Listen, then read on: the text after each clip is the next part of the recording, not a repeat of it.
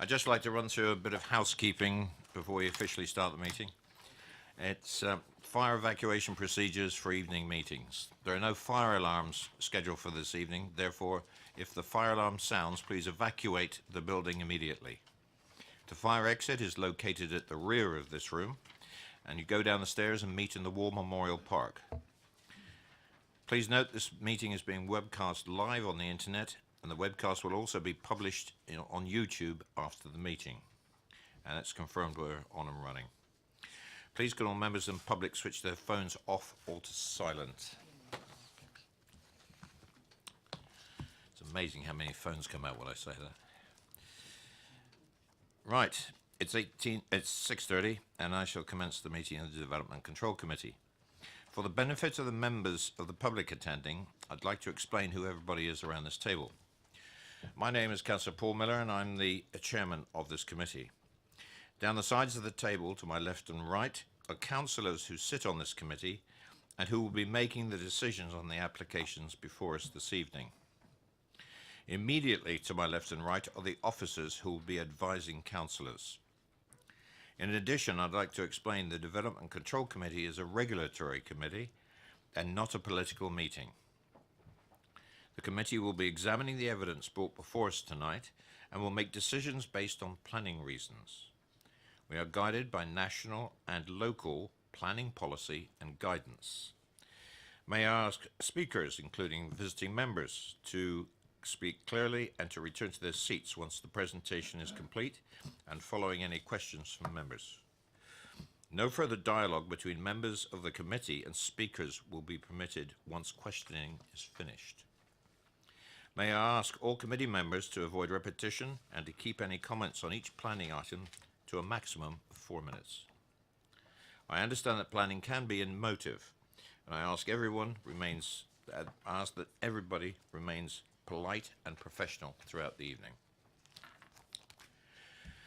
Right, I will start on the agenda. Apologies for absence and substitutions. Councillor Janet Westbrook. Thank you, Chair. I'm here tonight substituting for Councillor Paul Harvey. Thank you very much. There are no others. Me. Oh, sorry. Thank you, Chair. I will be, sorry, incorrect. Rewind, again. Wrong point. Not listening. Item number 2, declarations of interest. Are there any declarations of interest? I'll start with Councillor Bound. I should be opting out of application 1 and speaking as ward councillor, Chair. Thank you very much. Councillor Mike Westbrook. Yeah, I'll be excusing myself from item 9 as a predetermined position, and I'll be speaking on item 4. Thank you. And Councillor Robinson. Thank you, Chair. Item 7, I will be speaking as a ward councillor. Thank you. Okay, and everybody's happy with the rules of how we're speaking as ward councillors from the committee. There are no urgent matters before us this evening. The minutes of the meeting held on the 3rd of April 2019. I'll move that the minutes be signed as a correct record. And the only thing that can be discussed on it is their accuracy. May I take it that the committee will agree me to sign the minutes? Great. Thank you very much. I will sign them after the meeting. Applications for planning permission and public participation. We go to item number 1 on the applications list. And could I call Martin Slatford, please?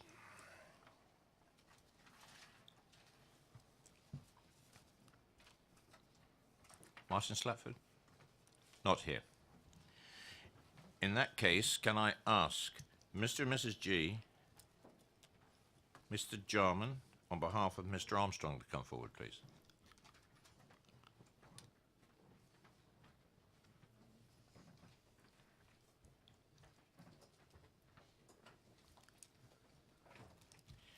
And if you'd like to sit tight while the officers introduce the application. Thanks, Becky. Thank you, Chair. The application is at land at Frith Farm. It's for a variation of condition 1 of permission, previous permission to allow substitution of the approved plans with revised drawings, amending the design and layout of the development. The application is recommended for approval, subject to a legal agreement. In terms of update, there is no further update apart from notes from the viewing panel that was taken last week. Thank you.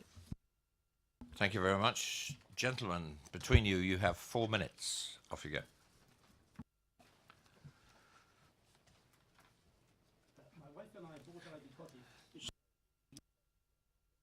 The button for the microphone is at the base of the microphone. That's the one. My wife and I bought Ivy Cottage, which is immediately adjacent to the site under discussion on the southeastern boundary, knowing that planning consent had been granted to build 3 dwellings, and were happy to proceed, having studied the plans.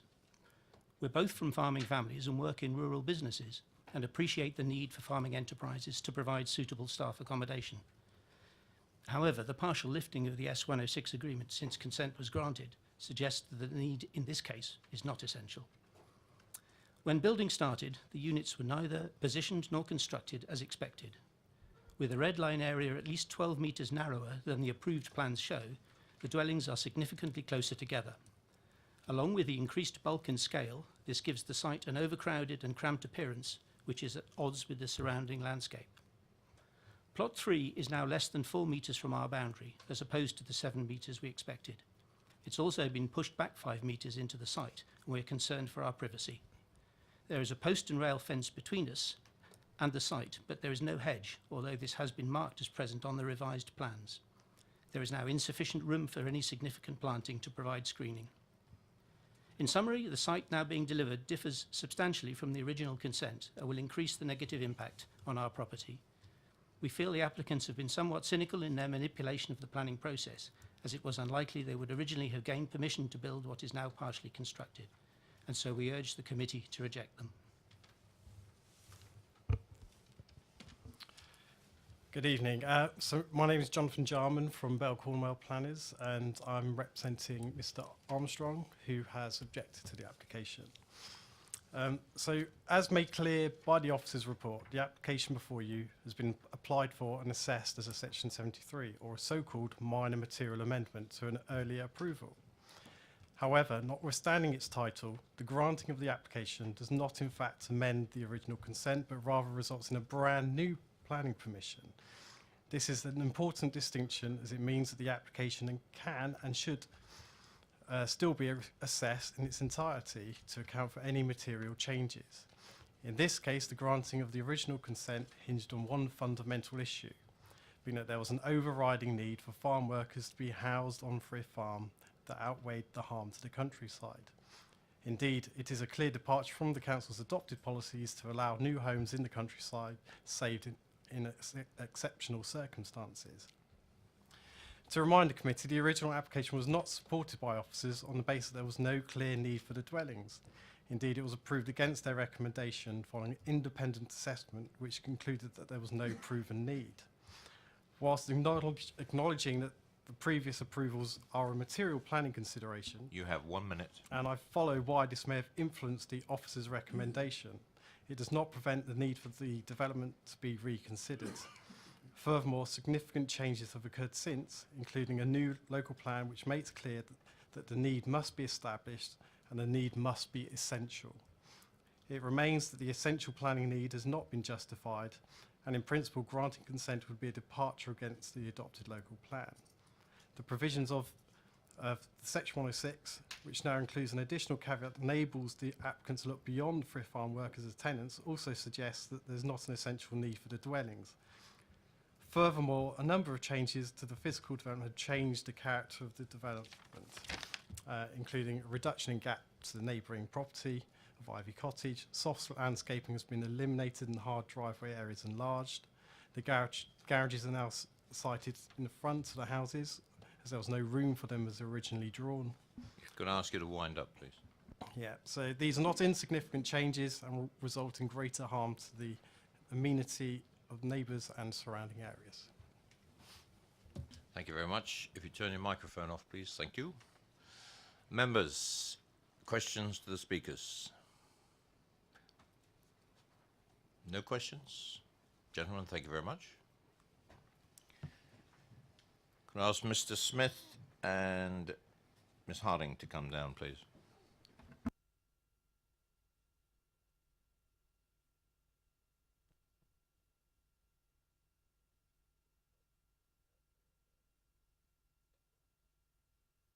Good evening. You have 4 minutes. Thank you, Chair. Thank you, members of the committee. Thank you to the officers for your patience in establishing that the plans before you are an accurate reflection of the revisions of the approved scheme for these 3 agricultural workers' dwellings at Frith Farm, an established herb enterprise. The dwellings were granted in 2016. The plans have been informed by a recent measurement of the buildings and topographical survey by a third party to ensure they are a correct representation of the partially undertaken development. As agreed with your officers, these revisions are minor material and can be regularised in a manner that has been submitted. Your officers have fully evaluated the planning considerations and the representations in their report. In terms of the principle of development as agricultural workers' dwellings and the essential need, this was previously established and that there is that fallback position. I can confirm that our clients have already signed and returned the new Section 106 legal agreement to the Council. This agreement secures the same obligations as the 2016 permission to ensure these dwellings meet the essential agricultural need of the holding. In terms of the revisions to the layout and design, the officer's report confirms the scheme does not contravene your adopted local plan policies and guidance standards on the quality of new development. Points being referred to Ivy Cottage, and there is a greater distance between Plot 1 and Ivy Cottage compared to the original scheme, a 6 metre greater separation, as is referenced within the officer's report. We therefore respectfully request that the committee agrees with the officer recommendation for approval. Good evening. The farming business that the 3 farm workers' cottages are being built to support has grown substantially since the application in 2013. The notice of approval was given and the Section 106 finalised in 2017, and we started building from the condition drawings in spring 2018. At the time of the application, the farm was employing 5 permanent and only 3 part-time, producing herbs and essential oils for the flavour and fragrance industry. The farm is now employing 13 people, 7 permanent and 6 part-time, and is looking to employ at least 1 more full-time person by the end of this year. The acreage the farm is now harvesting has increased from 831 acres back in 2013 to 1,080 acres this year. Some of this is cropped twice throughout the season, taking us up to a total of 1,300 acres for this year's cropping. I'm aware that those locally feel that there is no need for these cottages. However, the need for these 3 cottages has already been established in the existing permission. These figures plainly show that the justification and the need is clearly there and the farm is continuing to grow as a business. I ask the committee to please allow us to continue with the revised drawings, thus enabling us to give those waiting to go into these cottages a move-in date. Thank you. Thank you very much. In good time. Members, questions to the applicant? No. Councillor George. Thank you. Could I ask, probably both of you actually, looking at the drawings for the houses, admittedly the layout's slightly different, but there has been some changes, particularly in the height of the section that goes out the back, if you understand what I mean. Now, I understand from the text that you're thinking of putting additional storage. Councillor George. Yes, sorry. Could you just pull your microphone down a bit, please? Can you not hear me? That's it. Could you explain the rationale for needing more storage space there, and why you've actually gone up much higher than that? Can you explain the rationale, please? There is literally no storage in those cottages because we're... Sorry, can we get the microphone sorted out, please? It's all right. Yours is okay. Councillor George, could you switch yours off, please? They mute out. Okay, there you go. No? There you sorry. Because the bedrooms are up in the eaves, there is no storage. So to enable them to have a loft storage, from again, it's from the conditions drawings that we're working from. So that's why.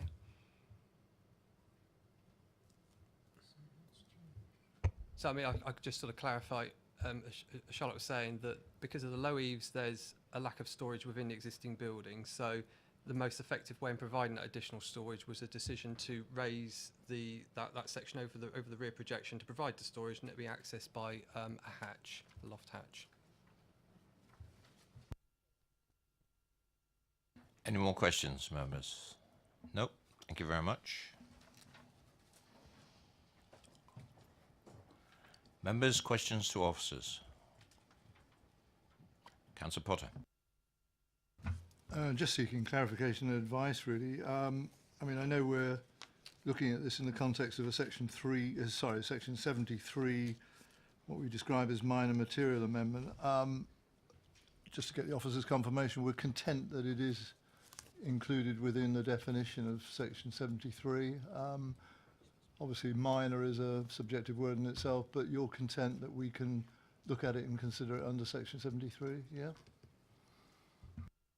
Yes, we are content in terms of the fact that the location plan red line is the same and the development remains the same. The alterations are minor in their materiality in comparison to what was previously approved.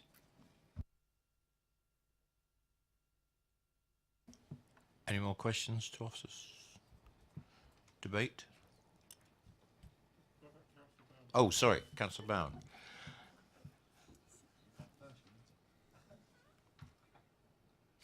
Please, come on. I got you lost in the audience. Yes, as the ward member.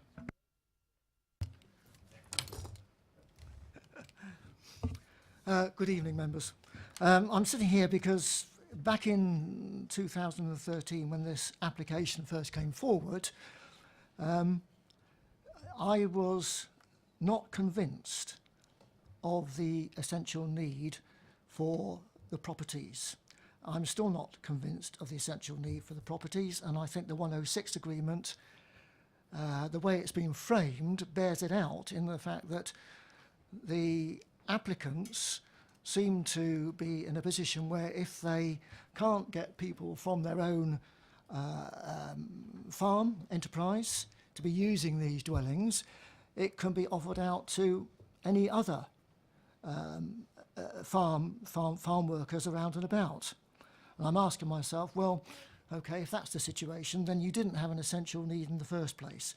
However, I do accept that the committee accepted the proposal of the applicant and overturned officer recommendation. The officer recommendation, let's be quite clear, was for refusal because they couldn't see the need either. Since then, this build has taken a peculiar route, really. What I can't understand is that once they first came, they measured the site up and started to lay down the foundations, they must have known at that time that the site was 12 metres narrower than they had thought in the first place. What they did then was to squash these buildings together. They carried on the build. Why did they not go immediately back and get this regularised? And they didn't. They continued to build. And I believe that enforcement was involved at odd times. And I don't think enforcement went out and measured the site. They took what the applicants were saying with revised plans. And it continued with the build to the point now where we've got 2 half built and 1 almost completely built, leaving, I think, the borough in a very, very difficult position because the only way forward would be enforcement, which means taking down the build which is already there. And then the applicants perhaps coming back with a new application. I don't believe that the amendments that have happened on this site can be described as being minor amendments in any way whatsoever. I think there should have been a full planning application that they had to bring forward. That was, I don't know whether it was a borough decision, a borough consultation with the applicants. I don't know how that came about, or it was genuinely felt that under a section 73, these things could be amended and it could then be approved. It's a very difficult decision, I know, for committee. I appreciate the difficulty of the applicants here, but I don't think the applicants have gone about bringing this to a conclusion in a very satisfactory way. In fact, I would say it's very unsatisfactory. And as far as I'm concerned, if it has to go to be enforced, take it down, bring it back as a new application. That's the way I would see it going. Thank you very much, Councillor. Members, any questions for the ward member? Nope. Thanks, Mike.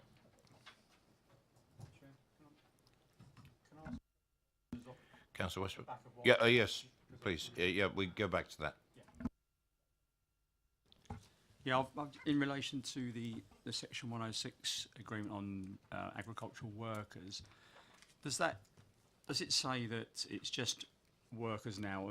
Am I right in thinking that it's retired workers and previously employed agricultural workers in the area as well that come into that, so they could make use of the house as well? Or am I wrong?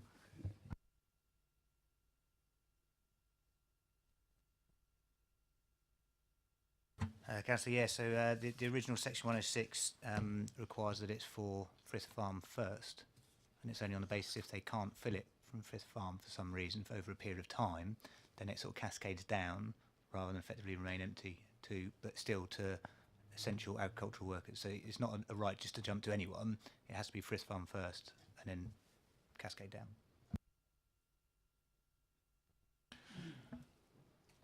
Before we go into the debate, any more questions to officers, bearing in mind the ward councillor's presentation? No debate? Councillor Potter. I'm sympathetic, obviously, to the views that Councillor Bound has put forward, and I remember well the public and private exchanges I had with him over this matter.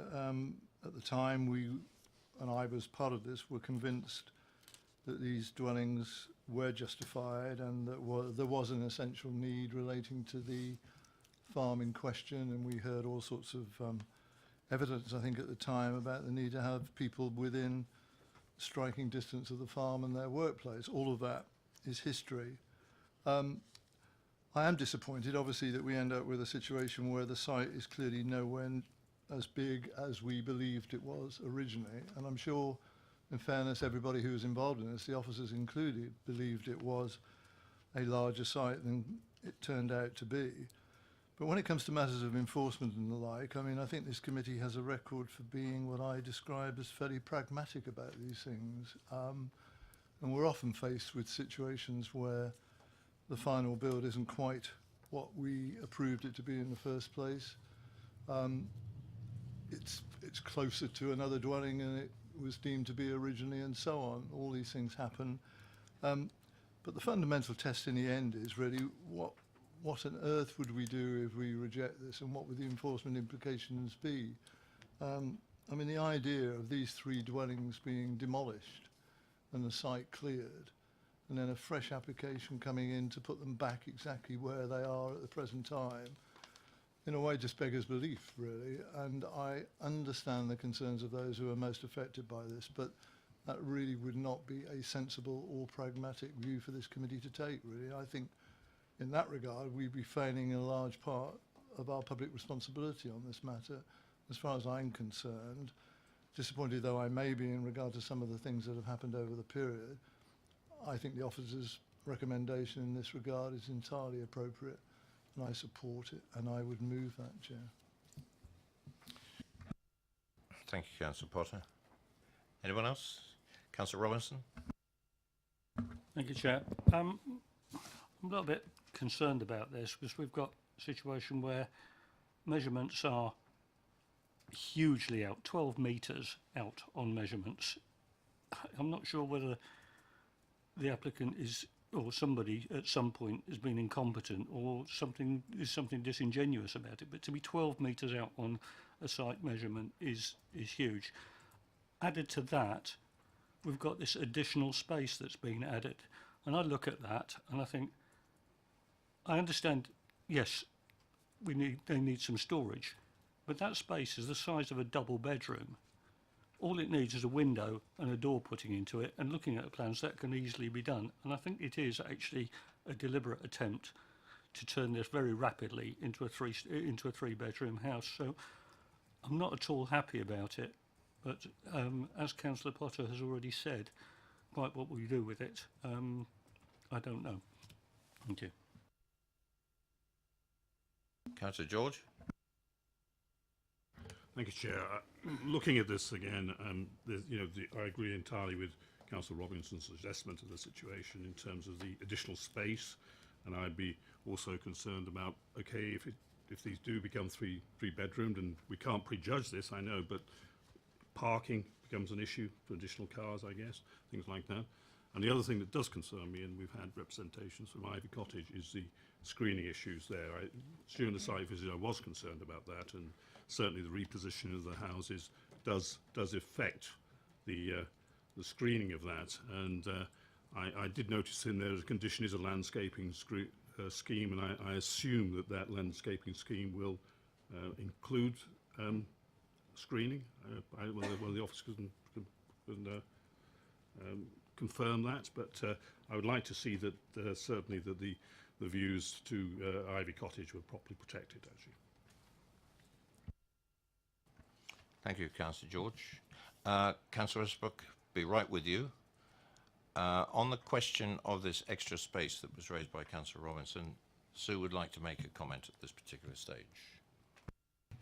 If I draw your attention to page 84, condition number 14 prevents any additional openings being made in the rear projections. So if they were to put a bedroom in there, it would obviously have to have a window. They would need planning permission for it, so we would then have to control them.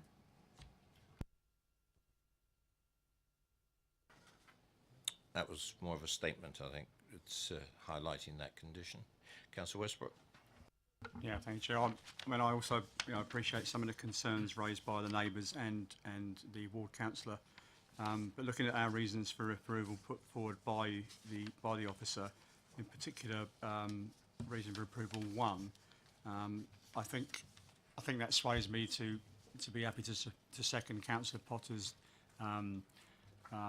motion for support in relation to the fact that the applicant talked to us about the increase in the actual work that's going on within the grounds based on need, the larger area of agriculture taking place, and the number of employees, and I think to me that tips the balance in favour of support, definitely, even if I was being swayed. And I think I'm happy to second Councillor Potter's proposition. Thank you very much. It's been properly moved and seconded for approval. All those in favour?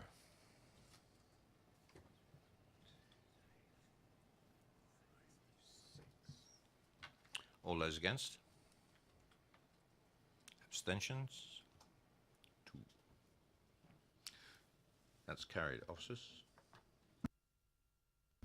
Thank you, Chair. The application will be recommended for approved on the basis of the conditions as listed at the end of the agenda. And agreement with the section 106. Sorry. Thank you very much. Right, go on to item number 2. And could I ask Peter Tanner to come forward, please?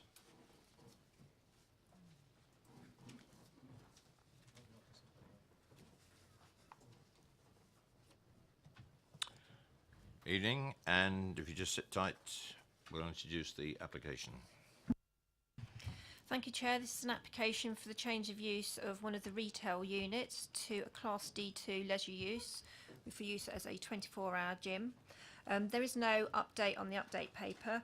I would just draw to your attention some recent application that was approved after this application was submitted with regards to the totem poles, of which there are 2. That the hours of illumination are now controlled by the more recent advert consent, so that they are only illuminated between 7 o'clock in the morning to 10:30 at night, Monday to Saturday, 10 o'clock in the morning to 10:30 at night on a Sunday and a bank holiday, and a restriction on the amount of illumination. Also, with regards to the access barriers, through the discharge of condition, the details of the access barrier are also tied to those opening hours, and the officer's recommendation is for approval. Sorry, could I just ask a bit of clarification on what you just said? Opening hours of what? The opening hours of the, so basically, sorry, the hours that the barriers will operate are from 10:30 to 7 o'clock in the morning on Monday to Friday, on a Saturday 10:30 to 7 o'clock, and Sundays and bank holidays 10:30 till 10 o'clock. Thank you very much. You have 4 minutes, Mr. Tanner. Thank you, Chair and members of the committee, for the opportunity to address you tonight. The Gym Group are a well-established operator of 24-hour health and fitness facilities and run a high-class and well-respected operation across the UK. This operation includes a number of facilities within or adjacent to residential buildings that successfully operate without impacting upon their amenity. The proposed change of use of this retail unit provides a much-needed leisure facility that would bring a complementary use to the wider retail park. As detailed in the officer's report, the proposal would not result in any adverse impact on the vitality or viability of the main town centre or other district centres, and would support health and well-being of the surrounding local community. The planning application before you follows extensive discussions with planning officers at the pre-application stage and during the consideration of this current application. The officer's report has outlined the main considerations for the application and the issues raised on the scheme, for which I intend to cover briefly. A concern was raised relating to the existing totem signage located at the Harrow Way and Winchester Road entrances to the retail park, and the hours of illumination of the signage should the gym use be granted for 24 hours. As detailed in the officer's report, a subsequent application for advertisement consent was submitted and has been approved, ensuring that the illumination of this signage is in line with the previous hours approved and not the proposed 24-hour use of the gym. The gym operator is happy with these hours of illumination. It is also noted that concerns were raised in terms of the access of the retail park beyond the current agreed operating hours. The proposed gym operation will utilise a secure pin pad system enabling access via the car park barriers and to the unit itself outside of the retail use's opening hours. This will prevent non-members from accessing the site in vehicles during these hours, and this system operates successfully at the gym's Wickham premises. This current application includes a condition to secure final details of the barrier system prior to occupation of the unit. With regards to the potential for antisocial behaviour, the change of use of the unit and the use of the gym for a 24-hour period would increase natural surveillance within the retail park, with more legitimate activity through gym members accessing the unit and the wider park beyond operating hours, as well as natural surveillance across the park from within the front of the unit. This activity and surveillance will therefore reduce opportunities for antisocial behaviour, whilst also enabling any potential issues to be reported quickly to on-site security. The gym operate and manage a high-quality environment whilst providing accessible and affordable opportunities for improved health and fitness to the local community. The established operation and management measures will ensure a safe environment without an unacceptable impact on local amenity. Overall, the proposal will bring a vacant unit into use, providing a complementary use to support the vitality of the wider retail park, as well as the associated health and well-being benefits. Thank you for your time, and happy to respond to any questions. Thank you for a timely presentation, Mr. Tanner. And Councillor Bound. Hi. Could you explain the PIN entry a bit more to me, please? Yep. So when you become a member at the gym, you're given a unique, effectively a customer number, and outside the hours, I think it's 8 p.m. to 8 a.m. You use that to access the unit itself via a pin pad entry system, and that same number, if you drive to the gym and you go in those out of hours times where the barriers are closed, you would use the same PIN number on the barrier to effectively enable the barrier to come up and access it. Supplementary. Do you use the PIN on the way out, or does it automatically just come up? Yeah, it's automatic on the way out. Councillor Potter. Thank you, Chair. Hello, Mr. Tanner. I just wondered, just for absolute clarity in the public record, could you confirm, in terms of the illumination, the lighting, which seems to be a contentious issue, exactly what your client is proposing in regard to that, the actual hours of illumination, and also, if you know, I mean, the strength of that lighting, there is some reference in one of the public objections talking about 200 lumens. To be frank with you, I don't quite know what that means, but if there is some technical information on that, are you able to provide it, please? Unfortunately, I'm not a lighting specialist, but what I can tell you is effectively there is no change to the current situation on site. The wording of the condition on the on the previous consent for the totem signage effectively linked to the operating hours of the retail park. So in event of this application being granted, to comply with that condition, for the gym element alone, it could be operated for 24 hours. So what we've done is submitted a new advertisement application. Nothing physically on the site is changing, but it just enables that effectively, I think it's up to 10:30 at night. The illumination will go off, so it won't be throughout the night. Thank you.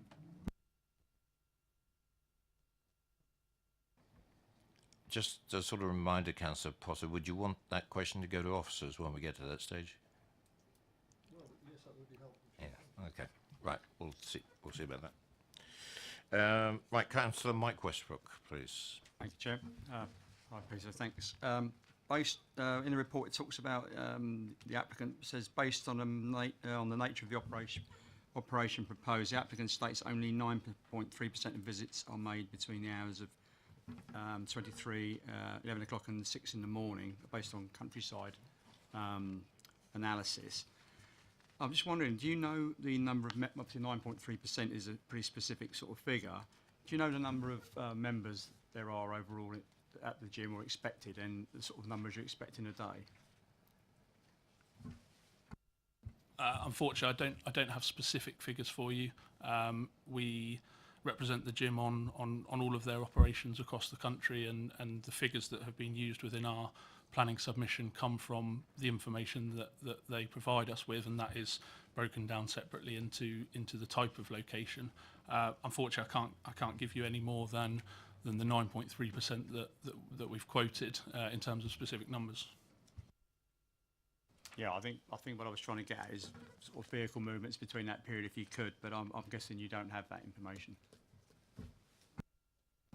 No, I mean, it was noted in the report. We had a transport note that accompanied the application, and that was to effectively consider the potential additional impact of a gym use instead of what is currently consented in terms of a retail use.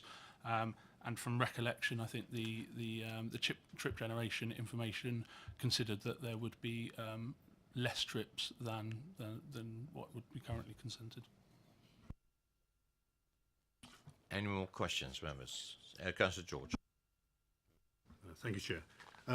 On light pollution, things like that, we've covered the illuminated signs, which is fine. Could you please tell me, is the car park going to be illuminated at all? And if it is, for what periods, are you going to leave that on during night where there's cars in the car park, or will that be switched off during the night as well? The car park illumination itself is not part of this application. Obviously, as you're aware, the retail park has been constructed and is in use. We're not proposing any additional sort of changes to that. So effectively, the situation currently on site will remain as is. Any more questions, members? Thank you very much. Councillor McCormack and Councillor Kamenescu.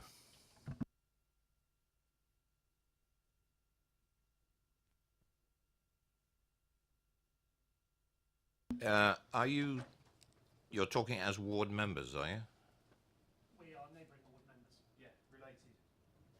Are you in the same ward? No, I'm in Brighton Hill South and Andy's in Brighton Hill North. Right. If you'd like to step back, please, because it's one ward member at a time. Okay. Because you're a ward member, you're a visiting ward member. We treat you differently. We're both visiting ward members. Yeah, because it's actually Grove Ward. Just to confuse it, Chair.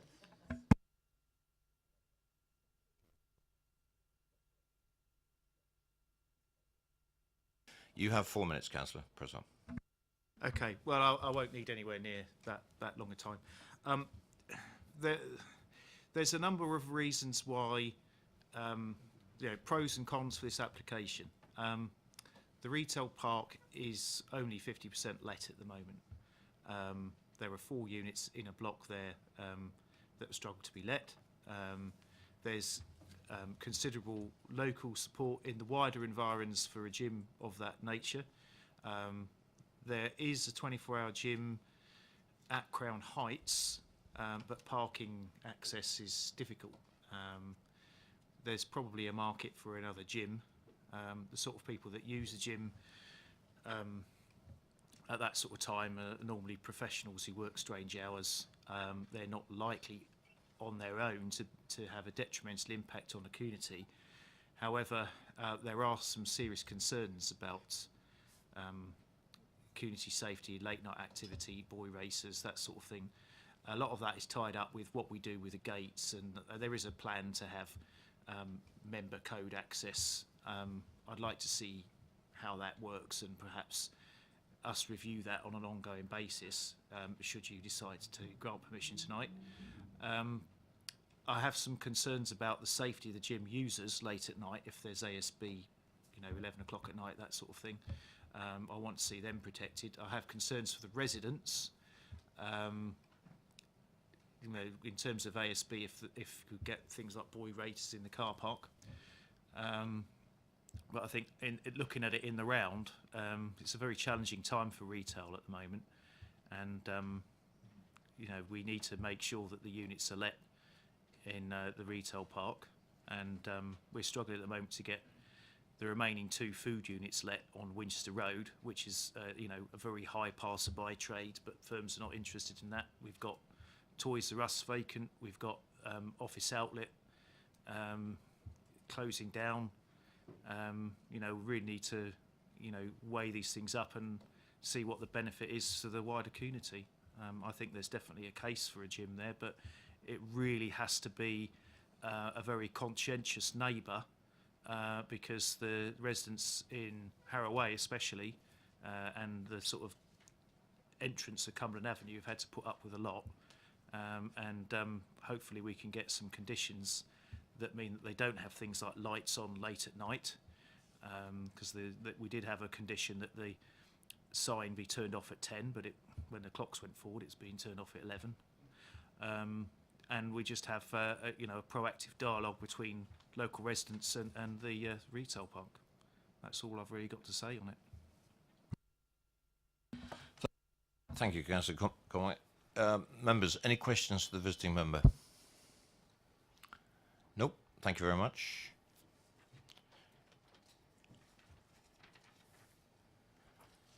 Now, I know I'm going to do this in public. Can I ask you how you pronounce your name? Because everybody's struggling at the moment. Of course, it's Konieczko. Konieczko. No? No, that was near enough. Konieczko. The CZ is like a CH. Thank you very much for your patience. You have 4 minutes. Thank you, Chair. Thank you, members of the committee. Good evening. In my view, this application relies heavily on assurances from the applicant about the operation of the access barrier on the Harrow Way. But let's look at the facts rather than rely on assurances. The facts suggest that the retail park has a poor track record when it comes to complying with the current planning conditions, particularly regarding the existing barrier and the illumination of the totem signs. So we'll begin with the totem signs. When the retail park opened last October, the 2 totem signs were kept switched on 24/7 in breach of their planning conditions, which at the time stated that the signs should only be illuminated when the stores are open. As a result, the residents along the Harrow Way had to install blackout blinds or even switch bedrooms in order to get to sleep. And this continued for 3 months.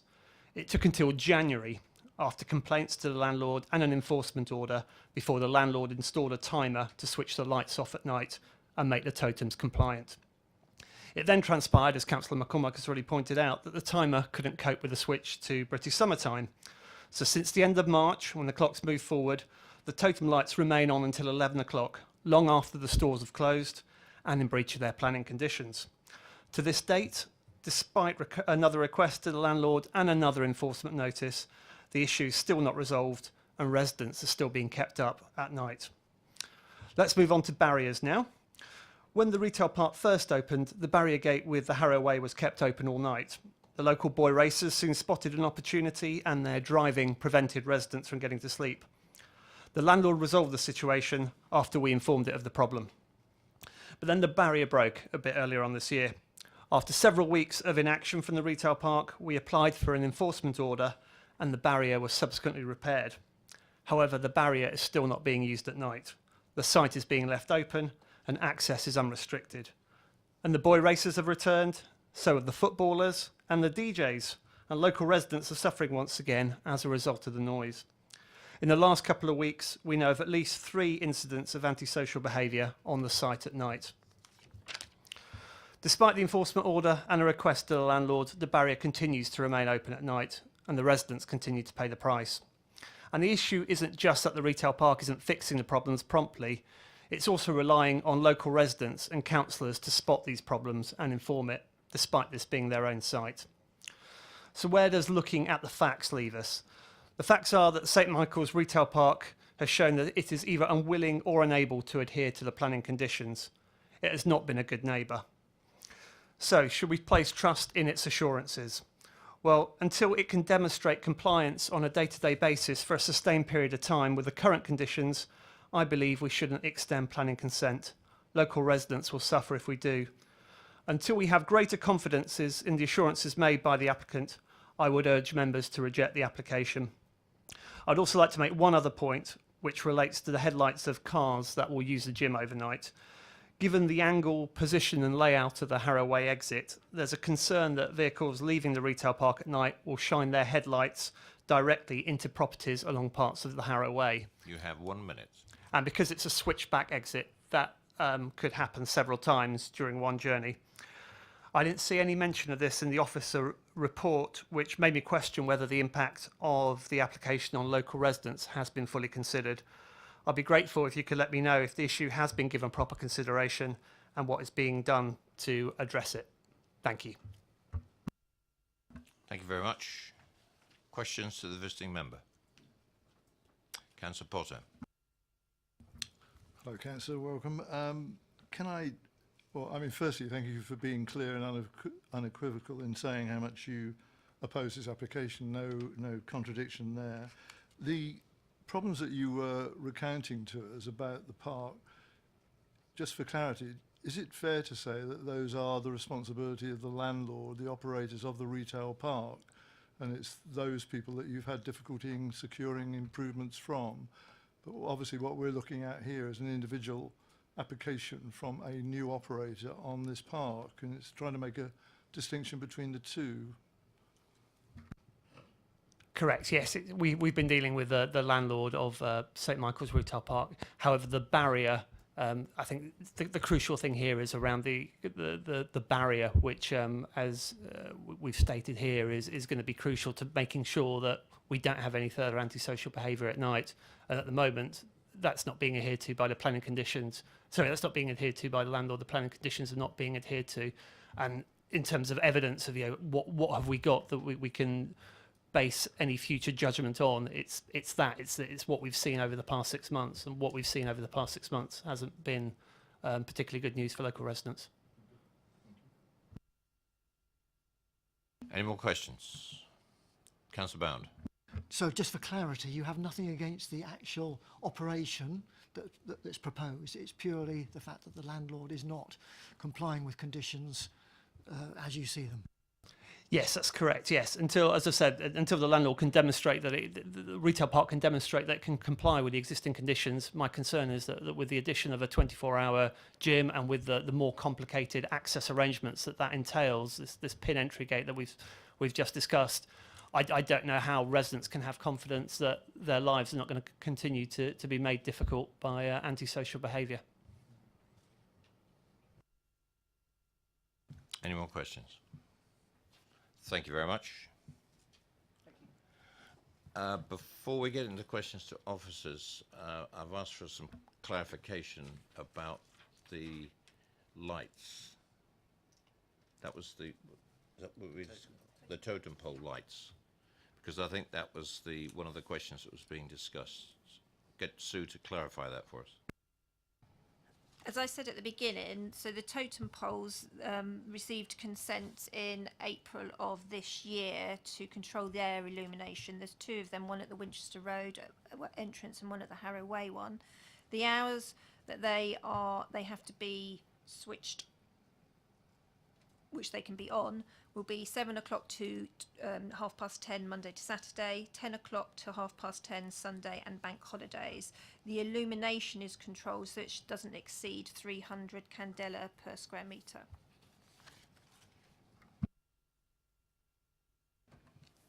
And I've got a question associated with that. The management of these conditions is the responsibility of the tenant of the retail park or the landlord of the retail park. Is that right? That's correct. It's not for the applicant who's submitted the application for the gym. Thank you very much. Councillor Westbrook. Mike Westbrook. Yeah, thanks, Chair. I mean, mine's on the same line. I appreciate, I mean, obviously as ward councillors, we all appreciate the issues that Councillor Konietzki's raised, because we all know how frustrating that is and how upsetting it is for residents. But my question is, how much of these issues, how many of these issues are, how much weight are we giving those in relation to the plan application in relevance to what you've just said? And you've just got clarification on. That's my question, really. Because a lot of those are about the use of the park and how it's operated, not the actual application. Many of the comments raised with regards to the barriers not being used correctly or the lighting being put on for too long, that is a management issue, and it's the people who own the retail park, not the applicant. The applicant is just purely on this one unit, which I would assume, be leasing to run it as a 24-hour gym. So they are not in control of the wider park at all, so they can only control their unit, that's all. Thank you very much. Any other questions to officers? Debate. Councillor Potter. No, it's all right. Just simply in regard to the last point that Sue raises, I mean, I think we've clarified exactly who's responsible for what, but in regard to those possible contradictions or non-compliance with conditions relating to the park generally, and hearing what the local council or one of the local council, nearly local councils is saying about that, what action have we been able to take to secure improvements, if any?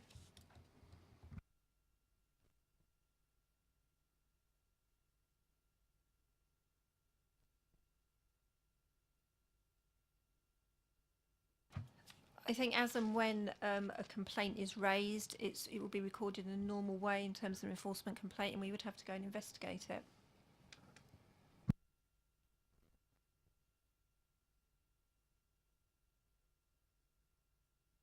Councillor Leeks. As a non-gym user, as one can tell, I would recommend the recommendation. Councillor Robinson. Thank you, Chair. I had a look at St Michael's Retail Park a couple of weeks ago, and I was actually very concerned about the lack of uptake on the tenancy. And looking at what's happened around retail parks around Basingstoke in the last, I don't know, 5 to 10 years, we've lost Toys R Us, we've lost Maplin's, we've lost Comet, we've lost Reading Warehouses, we're losing Office Outlet, and there's other large stores posting smaller and smaller profits as the internet changes our shopping habits. So a place like this, it needs alternative use. We need to get somebody else in there that can supply something that the internet can't, so a non-retail usage. And a gym seems to be a good idea. The original planning consent on St Michael's also included a restaurant, so usage going into the evening. I think the amount of usage in a gym overnight is likely to be a small percentage of the overall usage. I don't think many people go and pump iron at 4 o'clock in the morning. I certainly don't, or any other time. And getting some legitimate usage in there can help the antisocial behaviour situation. I certainly see no exacerbation of the antisocial behaviour problems as a result of this gym, so I'm happy to second the recommendation for approval. Certainly, Councillor Leeks. Reading Warehouse is still open, I'm afraid. I'm glad to say. Councillor Janet Westbrook. Thank you, Chair. Yeah, I agree with what's been said actually by Councillor Robinson. I think it's a gym. We want healthy activities for the residents. I think possibly the retail part will benefit from more of the units being occupied. And whilst I have sympathies with the councillors and the residents that are affected at the moment, I think the right way to go is to approve it and have these units filled as soon as possible. Councillor Mike Westbrook. Yeah, I agree with that. I think one of the things we've had in the past with a lot of these gyms is, the impact it might have on other sports establishments and other gyms around the area. And I think, the impact assessment on page 101, where it says that it's some distance from the it says it's some distance from the proposed site, a different catchment area to the one in the town centre. Is therefore unlikely to draw customers away from that and affect the viability of town centre. So I think that's a good point. And I think, as you said, there's one in Crown Heights, which is a small, similar, probably the most similar one that I can think of to it. And this being more on the outskirt edge of the town, I think it's a good idea, really. Councillor Bound. Thank you, Chair. Yes, I agree with what's been said. I would support the proposal because it's a proposal which I don't think there's any reason to turn down. I don't think there are any planning reasons to turn it down. And it could be that having somebody there in the evening when there is antisocial behaviour possible, that maybe the gym people will then put pressure on the landlords to do something about barriers or antisocial behaviour that's occurring. So I would support the proposal. And I'd like to supplement Councillor Mike Westbrook's comments, because there's yet another gym a bit further out of town. It's called Beachtown. And so there's a sort of chain of them, and they're all full. It doesn't matter which one you go to. I visited 2 or 3 of them. And there's a demand for it, there's no doubt, especially with the expansion in our development plan as well. They'll be well used. Any more comments on the debate? Councillor Potter? Danger of tautology, I know really, but I think the important thing is for us to make this distinction between the application that's before us and consider that on its merits. And I think, as colleagues have said, there is no planning reason, it seems to me, for that to be rejected. The concerns that the local councillors of the ward in question and adjacent wards have about the management of this retail park generally have to be dealt with in some other way. And quite frankly, I would have hoped that public pressure, properly represented by those councillors, would lead this landlord to deal with this properly. It's in their interest, seems to me, to have a well-managed retail park to encourage further tenants to take interest in it. So I think this debate tonight has drawn that out, and I look forward to there being a reduction in the complaints in that area. Thank you very much for that summary. It's been probably moved and seconded for approval. All those in favour? Yeah, that's everybody. That's approved. Thank you. Officers? That the application be approved subject to the conditions in the agenda paper. Thanks very much.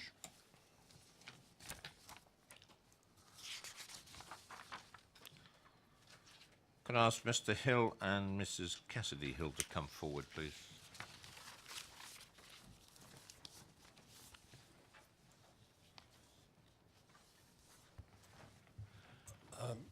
Apologies, Mrs. Hill is ill in hospital, unable to attend. Okay, I'm sorry to hear that. If you could, that's it, thank you. And officers, if you'd like to introduce the application.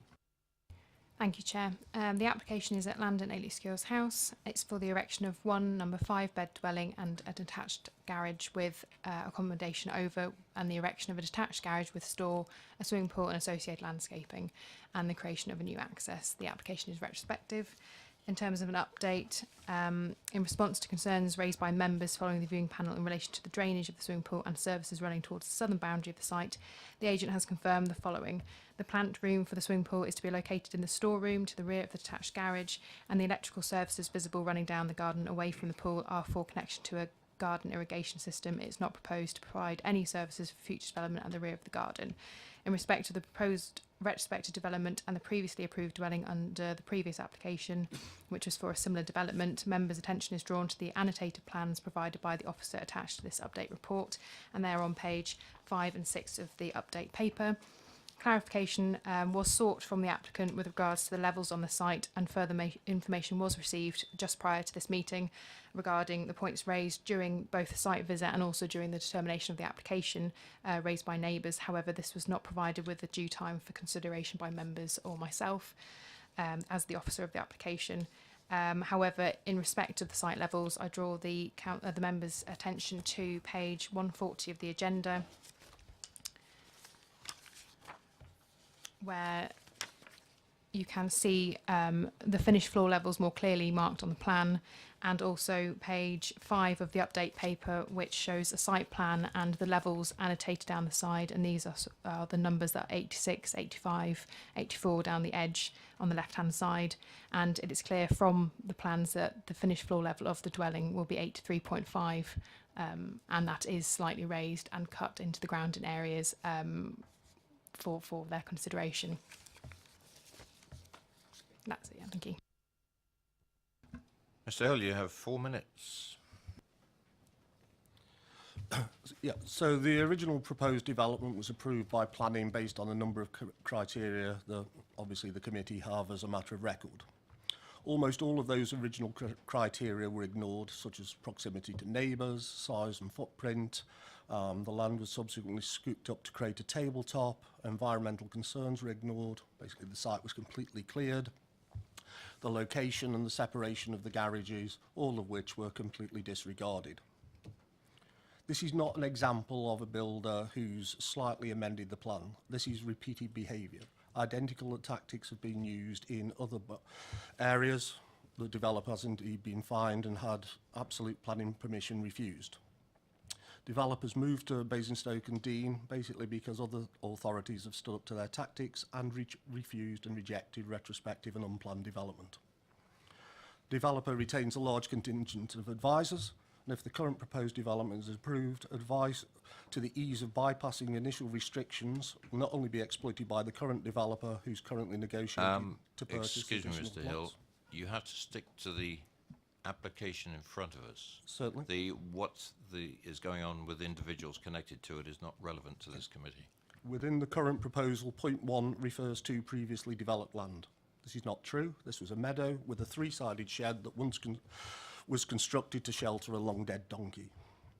In point 3, we've repeatedly advised and complained that the submitted plans misrepresent the scale, location and orientation of fresh fields, thus deliberately understating the impact and proximity of the proposed dwelling. It is obvious that the builders continue to construct a building that has little in common with the approved dwelling, and this is clearly at his own risk. The dwelling is so different to that approved initially, I request that planning is rejected and the original scale, height and proximity and environmental constraints are upheld, and allow the builder to either demolish, rebuild or reconstruct as he chooses.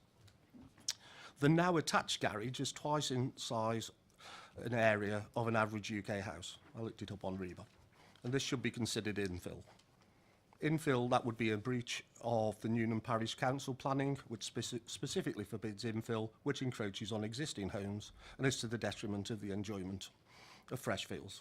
I ask that this garage is demolished and reconstructed in the location and on the scale as previously approved. Also in point 3, the statement does not result in the undue loss of privacy or cause overlooking. This is absolutely not true, as members of the committee who have been to Freshfields will know.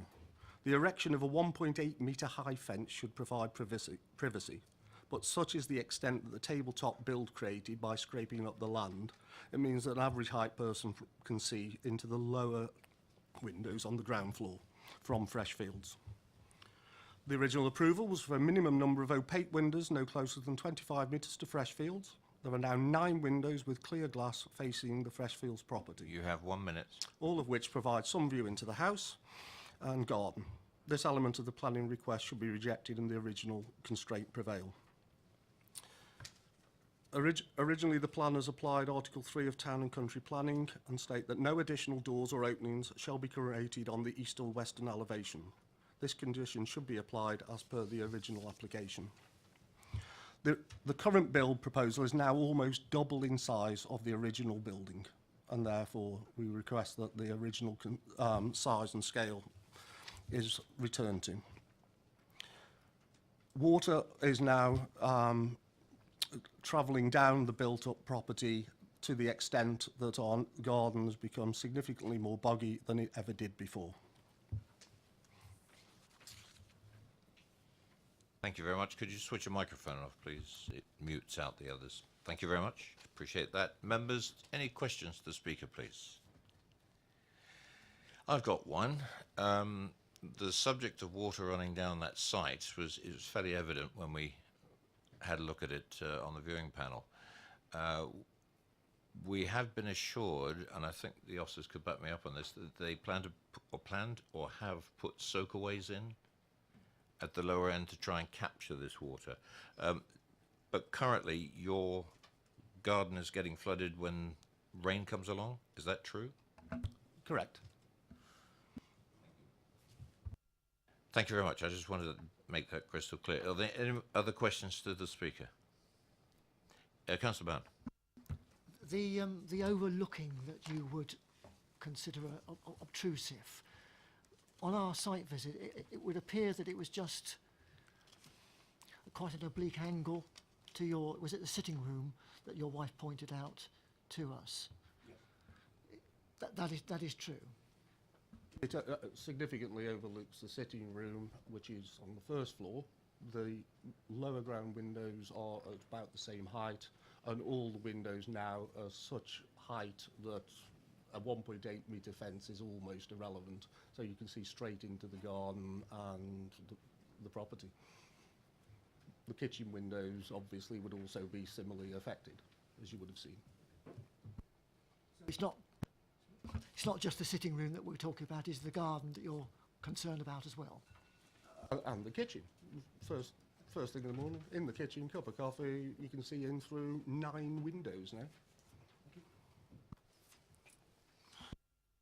Any more questions? No? Thank you very much, Mr. Hill.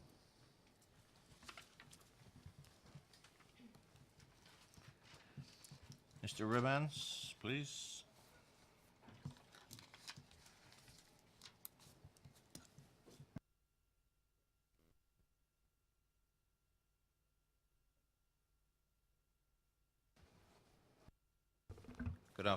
Good evening, and you have 4 minutes, Mr. Ribbans. Thank you very much.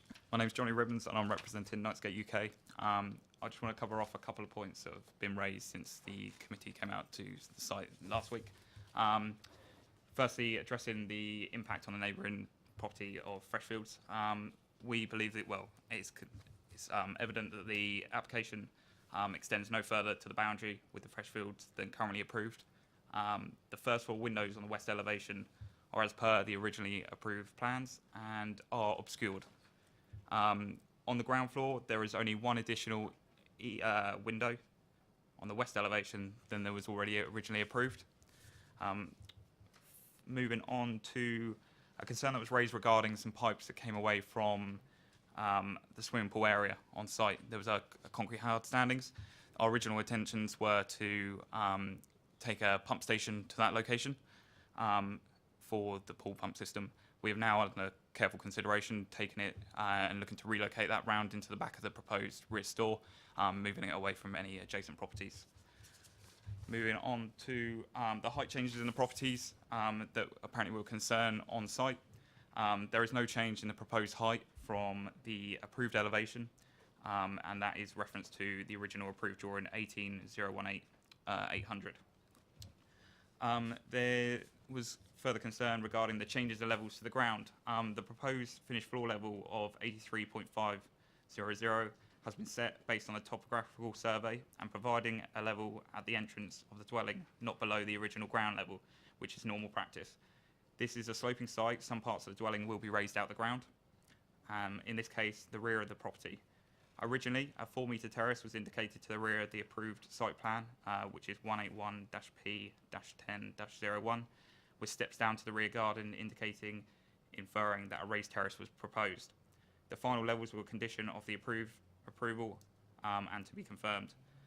A terrace in this position would normally be sat 150 mil below the rear threshold. The new proposal shows a similar 4 metre terrace as per the original approval, but there are immediate steps from the rear doors down to a lower set terrace following the gradient of the ground. This initial drop is a 750 mil, and then the second terrace is a further 600 mil below that. So we are following the gradient of the ground throughout the site. I think it's already been covered in terms of the electrical supply down to the base of the site. That is just for an irrigation system, so I won't touch on that again. There was also comments from Councillor Gaskell regarding the size and the height of the property and the estimated double the footprint. Upon calculations, it's a 13% increase, and this is merely from the infill between the link from the house to the detached garage. It's merely a dining room and a small room above created in the roof space. You have 1 minute. And again, addressing the additional 9 windows, there is actually only one additional window from the original side elevations to the proposed. And that is everything. Thank you. Thank you very much. Councillor Mike Westbrook. Good evening. Yeah, you quite rightly mentioned about the plant room and the swimming pool pipes. I mean, that you say your intention is to put it to the garage, the attached garage to the other side. So as we saw the site, the pipes are already installed at a very low level, below all the raised terracing and well below the pool on the side of the property where Mr. Hill lives. And obviously it was a large concrete stand, and you said that was your intention to put them there. So those pipes were still there. I mean, has this changed since the view? Or is this something you'd already realised? Because I'm just thinking, as an ex-contractor myself, you've got a really difficult job on your hands to get from there up, back across into the detached garage on the other side. It's been in consideration for a while, back and forth with the contractors that have been. We've contracted to provide us the plans for the pools and the services and the area required for the pumps for the pool, the heating systems.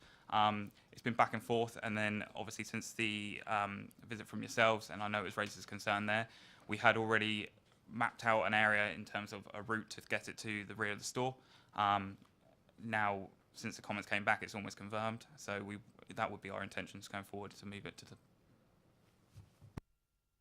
Yeah, so you're saying that's something you are able to achieve? Because, I mean, obviously our concern would be a pump house that side, that close to Mr. Hill's property, running would be something of a continual disturbance, and obviously it's a big issue for us. Yeah, just to address that, we did get research into the pumps and what we can use. You can use silent systems, which don't even record on sound distribution levels now. The air source heat pump with a 22 decibel output at a metre distance, which if is compared, we have got a graph which we can show you, which is very minimal. When enclosed, it would be almost unreadable from about 5 metres away. So in that sense, but then when we got the comments that were received, we did look to relocate it, and we have spoken to contractors, and it is a viable route for us, obviously at our expense. So if that was preferred and if it was conditioned, then it's something that we would have to go with. Councillor Goodison. Thank you, Chairman. Can I just ask you a question? It says here on page 124 that it was previously considered that a 25-metre distance between the proposed dwelling and the nearest neighbour, Freshfields, was acceptable. This development is 16.5 metres from Freshfields and 10 metres from the shared boundary. Could you comment on that? Microphone, please. I'm sorry. Yeah, if I'm honest, I can't comment on that. In terms of the locations of the original approval, the siting of the garage and the house is exactly the same. We have just merely connected between the two to extend and create additional accommodation as a guest room. So that was in terms of locations from the Freshfield site. We believe we're no closer than originally approved.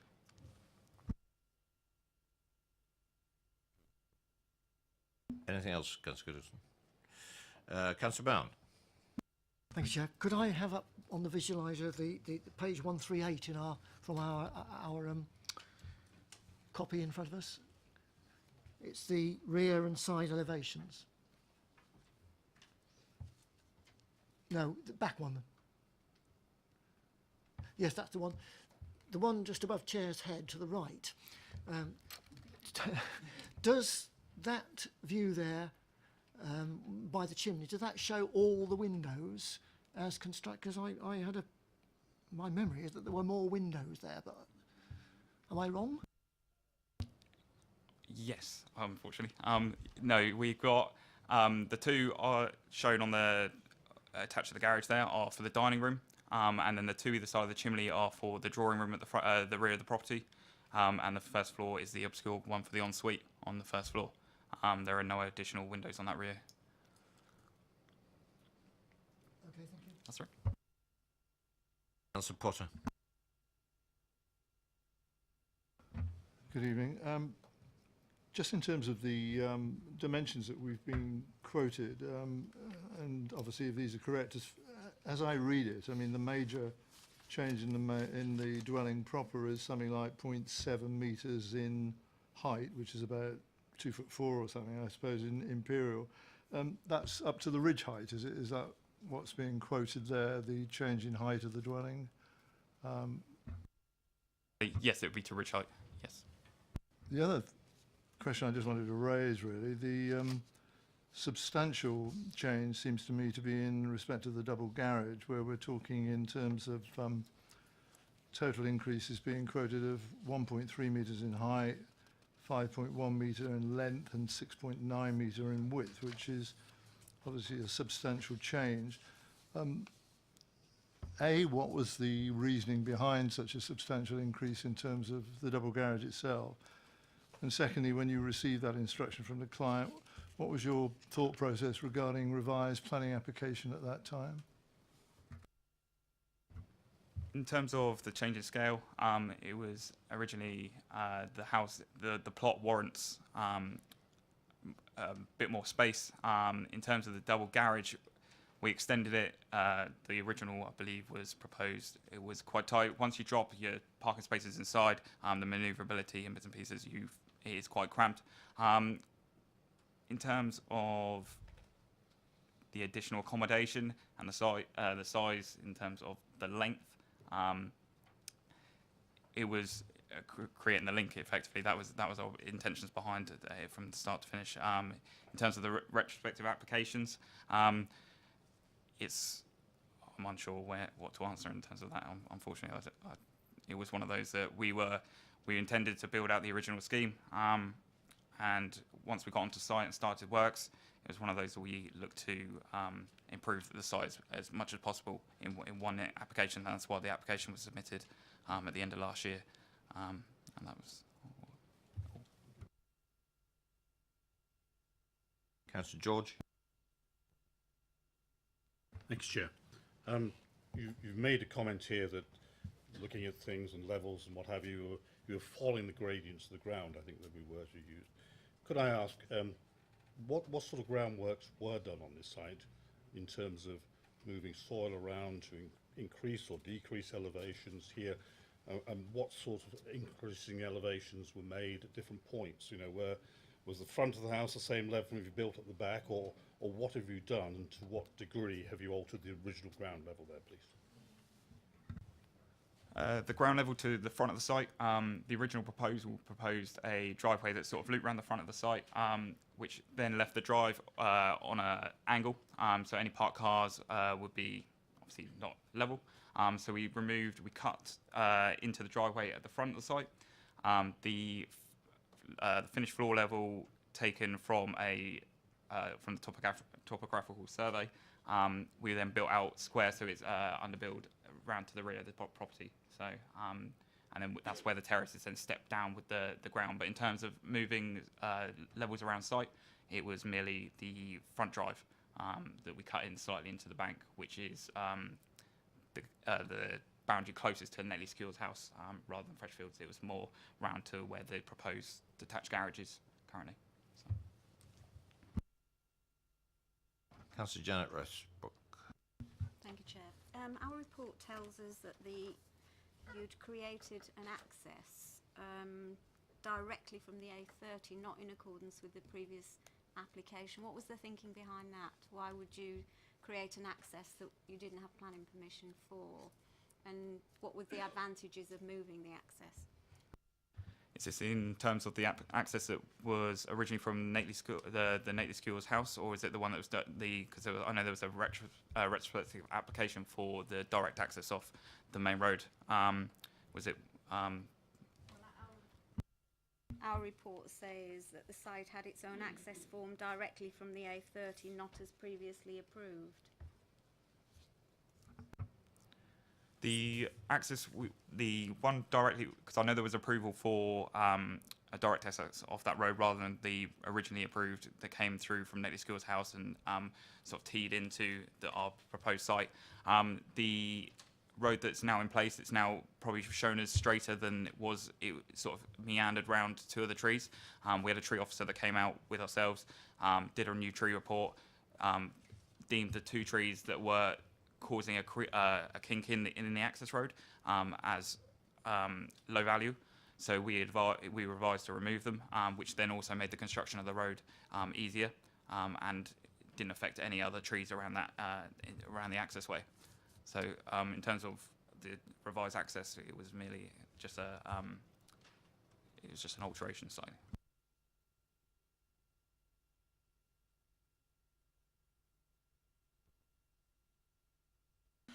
Councillor George. Thank you, Chair. In terms of this issue of runoff onto the adjacent property and potential flooding under certain circumstances, I know you're proposing or have already put some soakaways in there. Could I ask what assessments you've undertaken to establish whether the soils are appropriate there to take soakaways, what volumes of water, what calculations you've actually conducted? Has that been done as a proper assessment being done in terms of volumes? Yes, we have had a full geotechnical report done on the site, which has also been sent to our civil engineers, which are RGP, who have then produced the scheme to prevent water flowing off site and also rainwater that we don't utilise in the rainwater harvesting system, and the way that is discharged into soakaways. So it's all been calculated and there's a report to follow that's been created for that. Okay.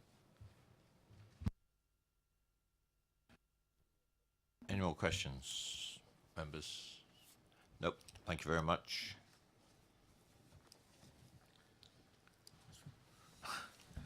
I have no other speakers. And questions to officers. Councillor Goodison. Thank you, Chair. Can I just ask the officers? Mr. Ribbons told us that the distance from between the development and Freshfields, which is marked out at 16.5 metres, is exactly the same as the original distance on the original approval. Am I right in believing that is not the case? When measured by the officers, it was measured at 19 metres originally approved, and it's now 16.5 metres. Ladies first, Councillor Westbrook. Councillor Janet Westbrook. Thank you, Chair. Can I ask the officers about this new access that has been formed? How does it differ from the original planning permission? Is it the location of it? What's the difference? Thank you. The original access was shared with Nately School's house, and then a separate permission was granted under application 17 on page planning, under planning history on page 120, and this was from the same access point. However, it was slightly narrower, and the access that runs down to the property was not as straight as it's now shown to be, which we are to assume is in line with what the applicant is saying in respect of trees. Councillor Mike Westbrook. Yeah, thanks, Chair. I want to pick up on Councillor Bound's point just now. I mean, on page 138, still think that that drawing is not accurate. I mean, I think I saw what Councillor Bounds saw was that there was 2 windows in that level there. That's the one there, yeah. So where you've got the darkened window on the side view. It's my recollection that above those, either side of that chimney stack, there are 2 there's a window either side of that which are obscured. And I might be wrong, but that's what I remembered. So I don't know if anybody else on the viewing panel because I think we looked up and there were 2 windows to the side of that garage, and obviously they don't show on the plan.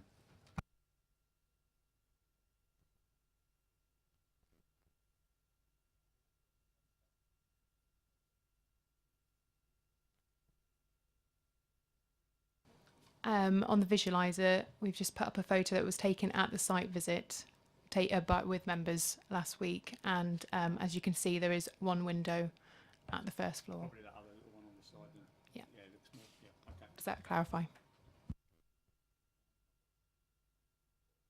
And my other question was in relation to what we heard about the issue with the pool and the pump. I mean, obviously that, I think, can we get that conditioned? I think we need to make sure that, because of obviously the disturbance, for however quiet it is, it definitely looks like it's set up, ready to go there, and obviously we understand that they said they're going to change that, but we need to make sure, I think that's put in there somewhere. Yeah, no, that's something that can be conditioned if agreed with all members as part of a recommendation. And I know that the issues with flooding across the neighbouring site is also an issue. And if that's considered to be something that could be conditioned about the assessments, then that could be added as well. Thank you for that clarification. Councillor Bound. Thank you. In terms of reason for approval, number 7, page 114, the development would not result in an undue loss of privacy. The objector was quite strong in his objection in terms of overlooking. What is your assessment that makes it not?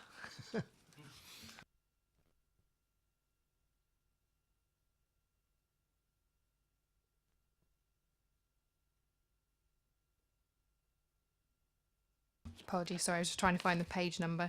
If you take a look at page 124, there is an assessment in respect of the relationship between Freshfields and the proposed dwelling and the windows which have been discussed as part of this meeting.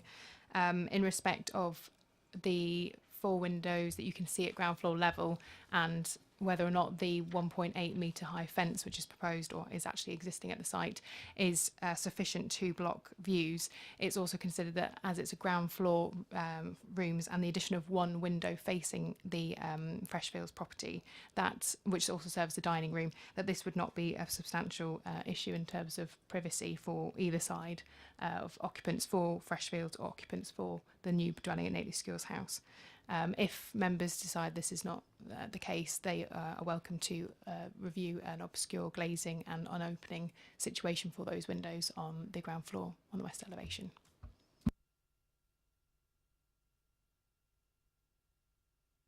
Councillor George. Thank you, Chair. Can I take from the discussion regarding levels of what have you, and you use the word slightly raised and what have you, is it very difficult from the existing documents to establish precisely how far it has been raised, or, in terms of the original levels and floor levels and what have you, were they precisely defined, and do we know what the current ones are? Can we be a little bit more precise about what slightly means, or is it not possible to do that given the information we've got? Thank you.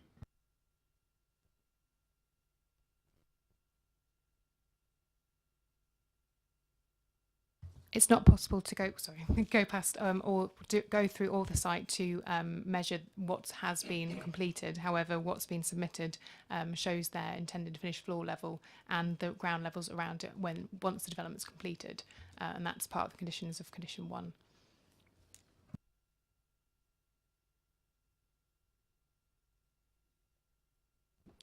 Sorry, could you just supplement on that? Was there actually a level set on the original planning application? How does it differ from that, please? With the original permission, there was a condition 10 which set out that the levels would be agreed prior to development commencing. And since the development obviously has commenced, they did a topographical survey which was submitted to us, which the development has been overlaid on, which you can see on the site plan, which is in the update paper, and that's obviously a larger plan that we have, and that will form part of the conditions. So when they've finalised the build, that's what will be enforceable, the finished floor level of that, which is stated as 83.5 for the main dwelling, and then the land levels around it will be as shown on that plan.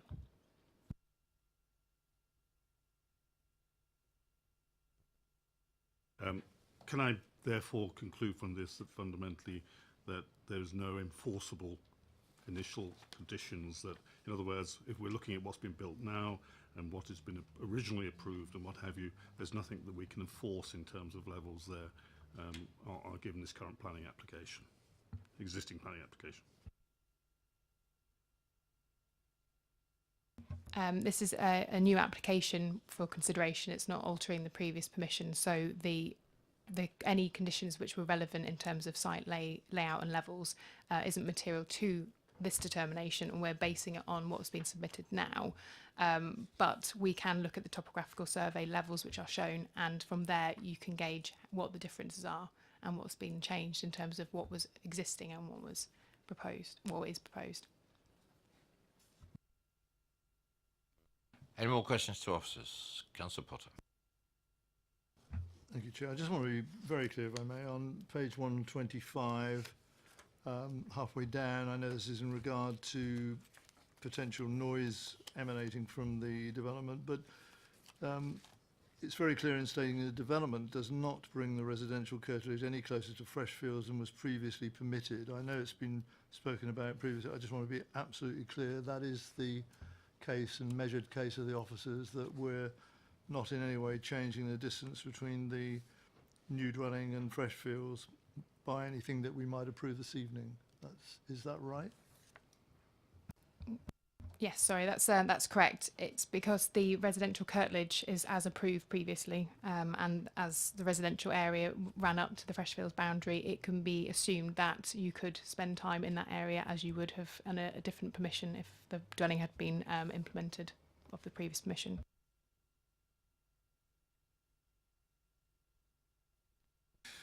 No more?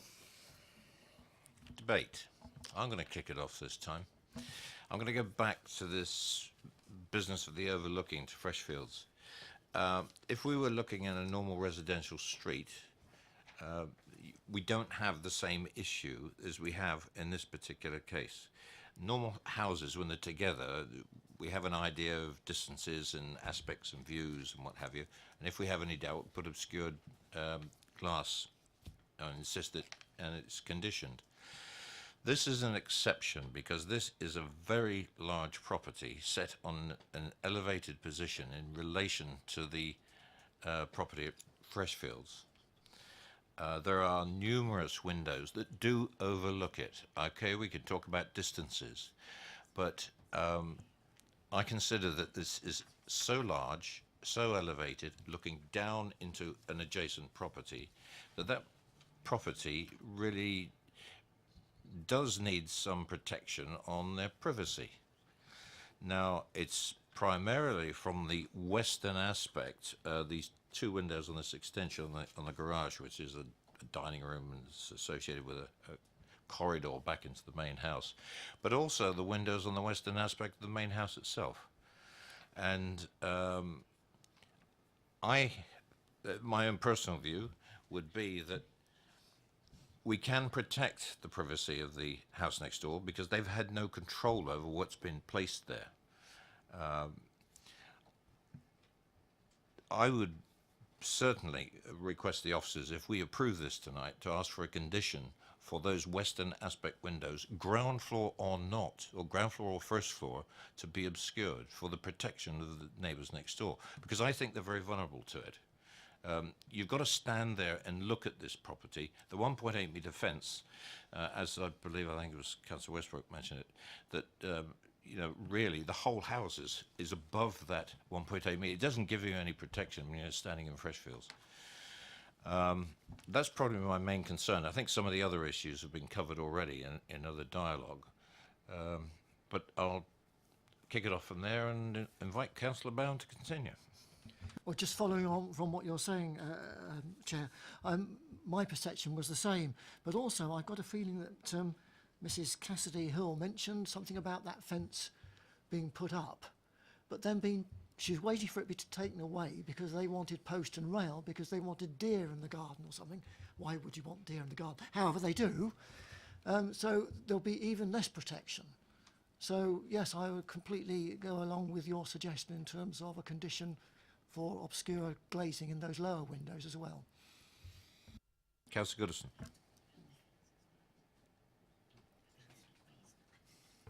Thank you, Chairman. I think the issue here, the central issue here is that the committee has to decide what exactly is the impact on the residential amenity and privacy of Freshfields. And the chairman has raised one or two points which are very relevant, and I'd like to raise a few more, if I may. I mean, policy EM10 states that the people can expect to enjoy a good level of residential amenity, and this amenity is influenced by a range of factors such as private outdoor space, privacy, outlook, natural light, etc. We've learned from the officers have pointed out that you know that the distance that the building has been moved towards Freshfield is not quite as much as I thought it had, and the distance is now, which was 19.5 meters, is now 16.5. However, the building is very much larger. The impact is far worse on Freshfields. If I could just briefly mention a couple of points which are raised in the public observations. The previously approved garage is now attached and is an annex which will add noise and loss of privacy to Freshfields. And also all windows facing Freshfields were approved in previous planning review only if they were opaque and more than 25 meters from Freshfields. So we go back to the reasons for approval, as already mentioned by Councillor Bound. The development would not result in an undue loss of privacy or cause undue overlooking, overshadowing. I would suggest to the committee that that is completely incorrect, that there will be a very substantial loss of privacy, a substantial amount of overlooking, and some overshadowing. And on the basis of that, I'm happy to listen to what the rest of the committee has to say, but would incline myself towards refusing the application. Thank you. Thanks, Councillor Goodison. Councillor Potter? I didn't go on the viewing, Chair, on this occasion, but I do know the site, and I remember historical discussions about this, and by definition it was always, as the size of the dwelling in question going to have an impact on the adjoining property. That was inevitable, and I understand the concern of the residents there. It is a large site, and it can accommodate, in my view, a dwelling of this size. That's a fact, I would have thought, in regard to the sort of proportions of the of what I'm talking about, really, the dwelling on a site of this size. In regard to the opaque glass and the like, I mean, again, I understand the concerns of people in terms of overlooking. I've always taken a view, I've expressed it here before, really. Sometimes I think people with respect get a bit worked up on this. You know, there's this sort of presumption that there's always going to be this initiative and this enthusiasm to look out of windows and have a look at what the activity is in the next garden. I don't think that takes place very often, quite frankly, and people take their own, make their own arrangements to screen their own windows in any case. So I don't want us to go over the top on that. If there is going to be any opaque glass introduced in some of the windows concerned, I'd want that to be done carefully and selectively, because it isn't attractive, opaque glass. It has a purpose to serve in places like bathrooms. But throughout a house of this sort and this distinction, I don't think it would be, in my view, a recommended feature that you want to introduce for insufficient reasons. So I'm happy with some condition on that, but I wouldn't want it to be extensive and throughout all of the windows. I think we need some careful consideration on that. And again, I come back to a degree of pragmatism, much as I often dislike these sort of retrospective applications, and I deny the propositions of people sometimes, well, we just ploughed on, we didn't think about it, etc. It's fairly shallow on occasions, but we are where we are, and the realistic situation is that we've got a very substantial house on a very substantial plot, but it can accommodate it. And providing we can do something more than has been thus far to minimise the overlooking in respect to the adjacent property, but not overdo that, then I would support the officer recommendations for approval. Thank you. I think to great measure, I think that's probably the way to go. Councillor Whistler. Yeah, thanks, Chair. I mean, I agree with everything that's been said. I'm a little bit with Councillor Potter on obscure windows, because I'm aware that both, now I know which windows they were. Those both upstairs windows were both already obscured. There is a new fence, well, a new fence or old fence or whatever, but there is a fence in place. We went both sides, and I think that does help in some respects. But there's also a newly planted hedge, evergreen hedge, that was put in, which we noticed to fill that gap across there. So those efforts been made there. Certainly would like to make sure the conditions are in for the noise issue for the pump house. I think that is really important that does get put in there, because that's something we don't want. And an awful lot of effort appears to have gone into the screening of the pool. There was some work with fencing, terraced walling and newly planted shrubs, which are already in place and already been done. And I think that protects the amenity of both sides, because obviously, you know, that works a two-way thing with a swimming pool. So I think, you know, that works in the long term. That's sort of already established and in place. So those have been my comments. So I'm happy to go along with Councillor Potter's recommendation too. Any more points for debate? Was that a second to the application? Now, I just had a word with the officers. If do you want to do the vote first? Can we just clarify the windows to be obscured based on conditions? Right. Can we comment on that? Yes, we've been commenting on windows and everything else. The officers would like to comment on that first before we go to the vote. Thank you, Chair. Looking at the bottom elevation that's on the screen in front of you, the main windows to the house at ground floor level are in exactly the same position as previously approved. The only additional windows that you could reasonably look to control with opaque obscure glazing would be the two windows at ground floor level on the new bit of the garage extension to the rear, so to the dining room area or whatever they're calling it. I would also advise that, bearing in mind it looks like they're sash windows, you would either want the windows replaced so they're going to be non-opening as well, because it wouldn't be any point having an opaque obscure glazed sash window when they can slide the bottom bit up. I got a question on this end extension to this garage. There's a window in the first floor, because that's not ground floor, that's first floor, and that's a new window. That's yes. Yep. Okay, so that's 3 windows that we're being advised by officers that could be obscured. I'm sorry, Councillor Potter. It's only, if I understood properly, I mean, the sash windows would be, in a sense, a contradiction in terms, wouldn't they? Having, you know, the opaque glass when the thing can be operated as a sash and opened anyway. If you're going to go for the obscurity bit, you've got to change the design of the window, I would have thought. So that's not just the glazing, that's a change in the type of window. So I'd hesitate on that even more than just the obscure bit, really. Councillor George.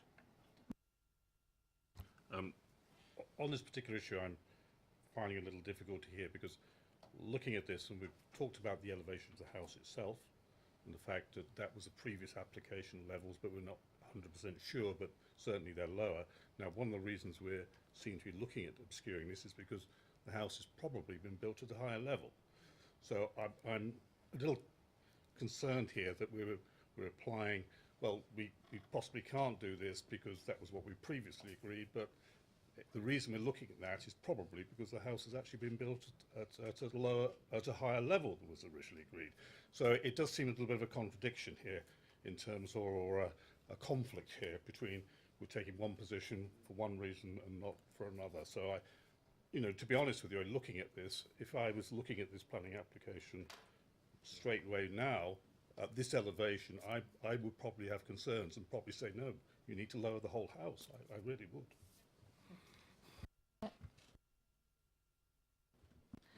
I think Councillor Potter needs to clarify, as it's his proposal, which windows he wants obscure glazed, and then we need to take it forward on that basis. Thank you, Anne, for that advice. Councillor Potter? I'm sure it was. That's why we wanted the officers to explain it before we went to a vote. I'm sure that was meant to be helpful, Anne, but it wasn't really. Let me just in the sense that what I was saying, I thought as a proposition was, if we are moving in the direction of saying privacy is an issue, overlooking is an issue, and we need to consider the obscure glazing of some windows, I said I would want that to be at the very minimum, and therefore the constraints that would apply to that would be, I'm now hearing as well, and I realise the point about it, A, the type of window that we're looking at anyway, which, as I say, if it's a sash window, you can obscure it and then slide it open. What's the point of that? I mean, there is no logic to that. If there are other windows that, because of the elevation of this dwelling, that could be easily obscure glass without the sort of detriment that I'm talking about, so be it. But, I mean, if you looked at my preamble again, it's erring on the side of caution. And also, I've said it before, I say it again, I think sometimes we can become a little bit obsessed and a bit paranoid about this overlooking thing, really, where I don't think, I hope it's the case, people don't spend their lives looking out of their windows at other people's activities. If they do, then that's another issue altogether outside the planning constraints, I guess, really. But, with respect, I don't want obscure glazing in many of those windows if it can be avoided. That was the point I made. Chair, I think it's clear, therefore, that Councillor Potter isn't proposing any extra obscure glazing. That is the proposal on the table, and that's what you should take a vote on. Thank you, Anne. Councillor Westbrook, the second. Can I just confirm that our memory wasn't quite right on the windows. That 100% those two top ones definitely are obscured. I'm pretty sure they are, but During the site visit, they were obscured, but they are controlled by condition if they're not to be replaced for that. Right, I think the monitoring officers made it quite clear that the proposal at the moment is for approval, but with no additional obscuration of the windows. Am I clear on that? Thank you very much. Okay, Councillor Potter, you were given a chance. Well, thank you, Chair. And, I can make my own quotes rather than other people making them for me. In regard to what I've said, I repeat the point. I mean, on advice, if there is another window that I'm not identifying necessarily that can and usefully could be obscure glass without it in any way deteriorating from the design of the dwelling, please advise me. Failing that, if we're looking in the main at sash windows, which I don't think lend themselves by definition to obscure glass, then I'm content with that, and I'm afraid that's consistent, it seems to me, with the original approval given on this dwelling, and it always did have an overlooking feature in regard to the adjacent dwelling. That's the fact of it. Whatever reminiscing we may do about, what was approved originally, it always had that feature of overlooking the adjacent property, did it not?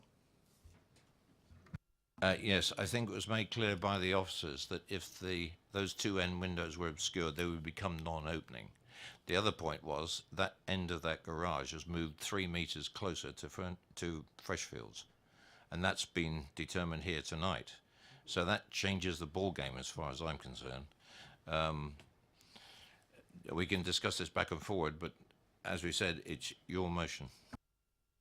Final opportunity then, really. I mean, if that is the practical response, really, and that can be done, and that those are the windows in question, it seems to me, the ones that have, by definition, now moved closer to the other dwelling, they're the obvious ones, it seems to me, for the amendment to be made to. So that's a small variation on what Anne is interpreting my original proposal to be. I'm sure she'll be content with that, because it's me who's advising her this time. Indeed, Councillor Potter, if you want those obscure glazed, I'm sure that everybody understands that's the proposal. And can I just add one other thing? I'll have to address it to you, Councillor Potter, because it's yours. Is the top window in that extension that we're looking at, if you look at the top here, that small top window there is an extra window that has appeared. And that is, again, it's closer than it should have been the other time, and the other first floor windows are obscured. I would suggest that that is a candidate for obscuration as well. I'll take your advice on that then, thank you. Yep. Somebody's going to make a bit of money out of obscure glass, so that's all right.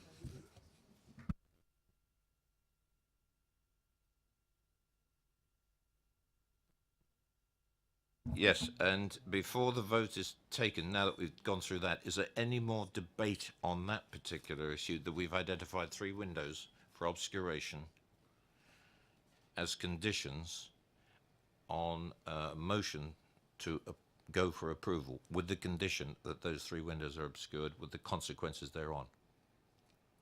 You have a chance to debate that. If you haven't, if there's no debate, I'll put the vote.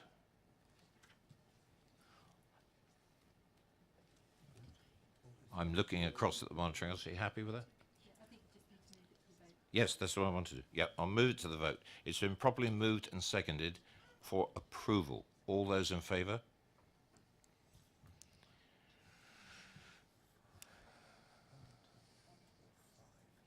All those against? Abstain?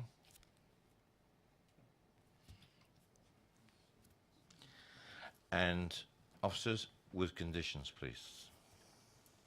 Thank you, Chair. The application will be approved subject to the conditions at the end of the agenda and the addition of windows relating to the 2 closest western ground floor windows on the garage link and the first floor level of the office room on the rear elevation, and these will be obscure glaze, non-opening. Additionally, there will be conditions relating to the pump house details and of the assessments that have been undertaken for the soakaways. Right. Thank you very much. We move on. Item number 4. And if I could ask Mr. Hewitt, Ms. Toss, and I'm sorry I don't have anything else to say, B. Bedford.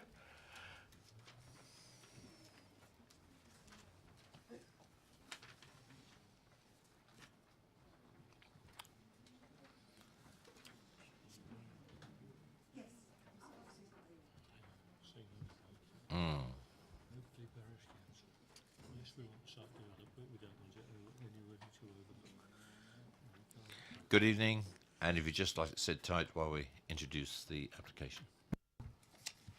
Thank you, Chair. This is an application for the erection of a single-storey rear extension and an increase in roof height. Draw your attention to the update paper and the viewing panel report. Also, there's an updated planning history. The certificate of lawfulness for the proposed extension. Another one an application had been submitted at the time the agenda was prepared. That's now been approved. That application was approved because it's permitted development, and if you can note on the update paper that the permitted development that's been approved was 0.2 metres shorter in length, but it would be 0.3 metres higher. The width and the proposed materials would be the same. And this is something that you need to be aware of, because this is your fallback position of what could be built if depending on what's decided on the current application before you. The officer's recommendation is for approval. Thank you very much. You have 4 minutes. Microphone button is on the base of the microphone there. Thank you. Good evening, Mr. Chairman, fellow councillors. This is Barbara Bedford, the clerk of Oakley Parish Council, whose name you obviously weren't aware of. We'd like to, as a parish council, object to this application, not because of the size of the proposed extension or because of the detrimental effect of the loss of light and views from number 3, but because of the location directly on the boundary with the neighbouring property. We understand that a business is run from number 3 that requires secure fencing to be in place at all times. And if the extension goes ahead, as it is in the application, the fence will have to come down, affecting the ability of the business to operate.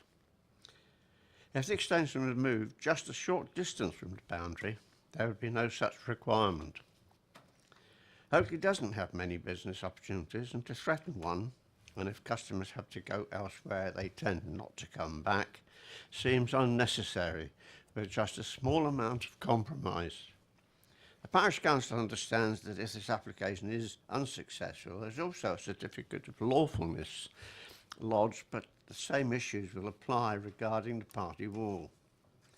The Parish Council would not object to this application nor to the certificate of lawfulness if the issue of building right on the boundary line could be resolved.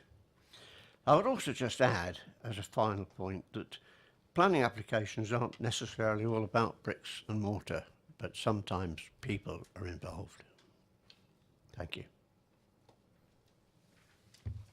You've been very good on timing. That's all you want to say? That's fine. Questions to the Parish Council? Councillor Bound. Just one. I hope I can ask it in the right way. You are aware that the permitted development is 0.3 metres higher than the actual application? Yes, we are aware it's higher. Yeah. That is our that was our concern. Any more questions? Huh? Yes, Councillor Robinson. Thank you, Chair.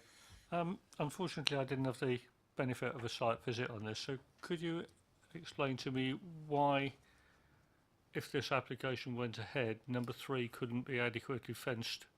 I'm a little bit mystified as to why this so directly affects the fencing on number 3. Okay.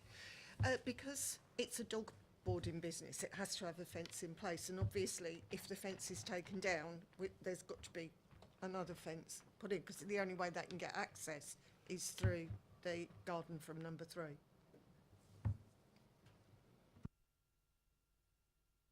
Excuse me, I've got a question, because on site we asked the fence in there is number 4's.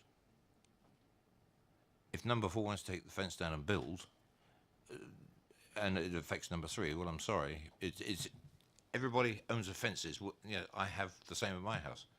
I own one of the fences. And I determined on the site visit that that fence that borders number 3 and number 4 belongs to number 4. Do you see where I'm going with this? Yes, you're right, it does belong. And they would, to build their extension, they would have to take the fence down. Affecting the security and insurance of the business that runs in number 3. Hmm?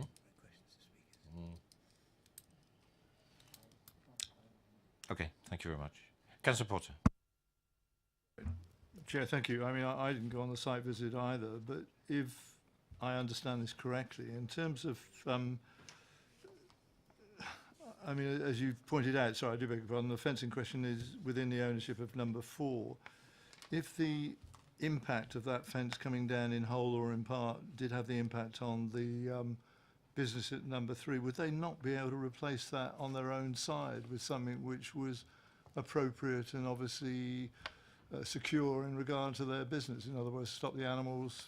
I mean, it would be a replacement fence on their own side, would it not? And I'm sure that I could do that, but because the extension is actually coming up to the right onto the boundary, the builders would be on their side to do the building. So the fence, yes, they could build another fence once the building was secure, but not in the interim building period, as I understand it.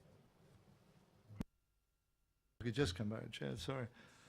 I mean, just in practical terms, I mean, for the purposes of the building itself, which is really a fairly sort of narrow bit of building, it must be possible by negotiation, is it not, to get the builders to put some temporary enclosure which makes the whole area secure. Once that brickwork, etc., has been completed, then that can be taken down and the permanent division fence put up. Is that not a possibility? We understand that that has been proposed, but I'm not aware that that was agreed to. I think we're straying off what is in front of us as far as the application is concerned, but because this is subsequent to any kind of permission being sought. Now I've got three speakers. I've got Councillor Robinson, Councillor Mark Westbrook and Councillor George. What, is this questions to the Parish Council? Yeah. Yes, just to clarify, so the situation with this fence would just be a temporary situation during the building process. Once the building process is finished, everything could be restored back to a sensible. So it's a temporary situation, which surely, yeah, okay, that's fine. It's a temporary situation. Councillor Westbrook. I think we're all struggling with trying not to ask the wrong sort of questions in the wrong way. I think this could be built. I'm guessing you would have no objections then if it was built in a certain way. I mean, obviously, this could be built from the other side without coming into a property, which, you know, would you be happy with that, I guess? But the trouble with that is if you did that, you've got no way of finishing the brickwork. You could have a real mess the other side, and it's number 3 actually would probably be the worst for that, I imagine. Yeah, Councillor Westbrook, we're yeah, drifting I know, away it's from really planning. difficult. It's an issue we've all identified, but it's not material to what is in front of us tonight. This is something subsequent and outside our remit. Thank you. Any more questions to the Parish Council? No, thank you very much.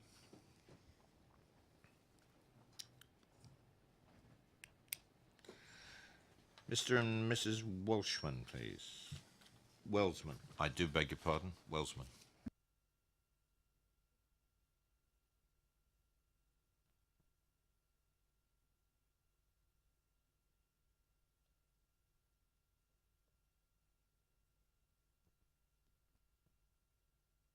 Good evening. You have 4 minutes. There's a microphone button on the base there. Off you go. Thank you. Good evening. Thanks for your time. We feel that the size of the proposed extension is an overdevelopment. With a proposed extension of 4 metres added to the length of the house wall already on our garden boundary, this will now equate to about 50% of the boundary line being brickwork of 2.9 metres and over, and will also mean that it will also have an impact on our sky and natural light outlook to the west from our lounge, and this will also cause shadow over our property and patio. We do not want an extension built onto our boundary line, and this was said to number 4 when they said about wanting an extension when they moved in, which could possibly happen in the near future. We are denying access to tradesmen and any work, materials or plant equipment that is required for the proposed extension onto our property. We have a newly laid patio and do not want this dug up for footings. Our patio is in constant use, especially coming into the summer months. We run a dog boarding business from our home, and during the day, dogs have free access in and out of the back door to the back garden. Debris, dust and noise whilst building work is being carried out would be detrimental to the dog's well-being. Our business is governed by the Animal Welfare Act set by DEFRA and licensed by the council, and any temporary changes would need to be authorised in advance by them, so we would not be in breach of these regulations. Also, customers would need to be made aware of the proposed works that could happen. We are now entering the busiest time of the year for dog boarding through to October. We are very concerned for our business as some customers have paid 50% of the fee to secure their bookings for boarding, and due to this proposed building work might seek other options for their dogs. This would mean a potential short and long-term loss of earnings for which we will be claiming compensation. On speaking to our business insurance, giving permission for strangers, tradesmen, onto our property would render our insurance invalid in the event of a claim.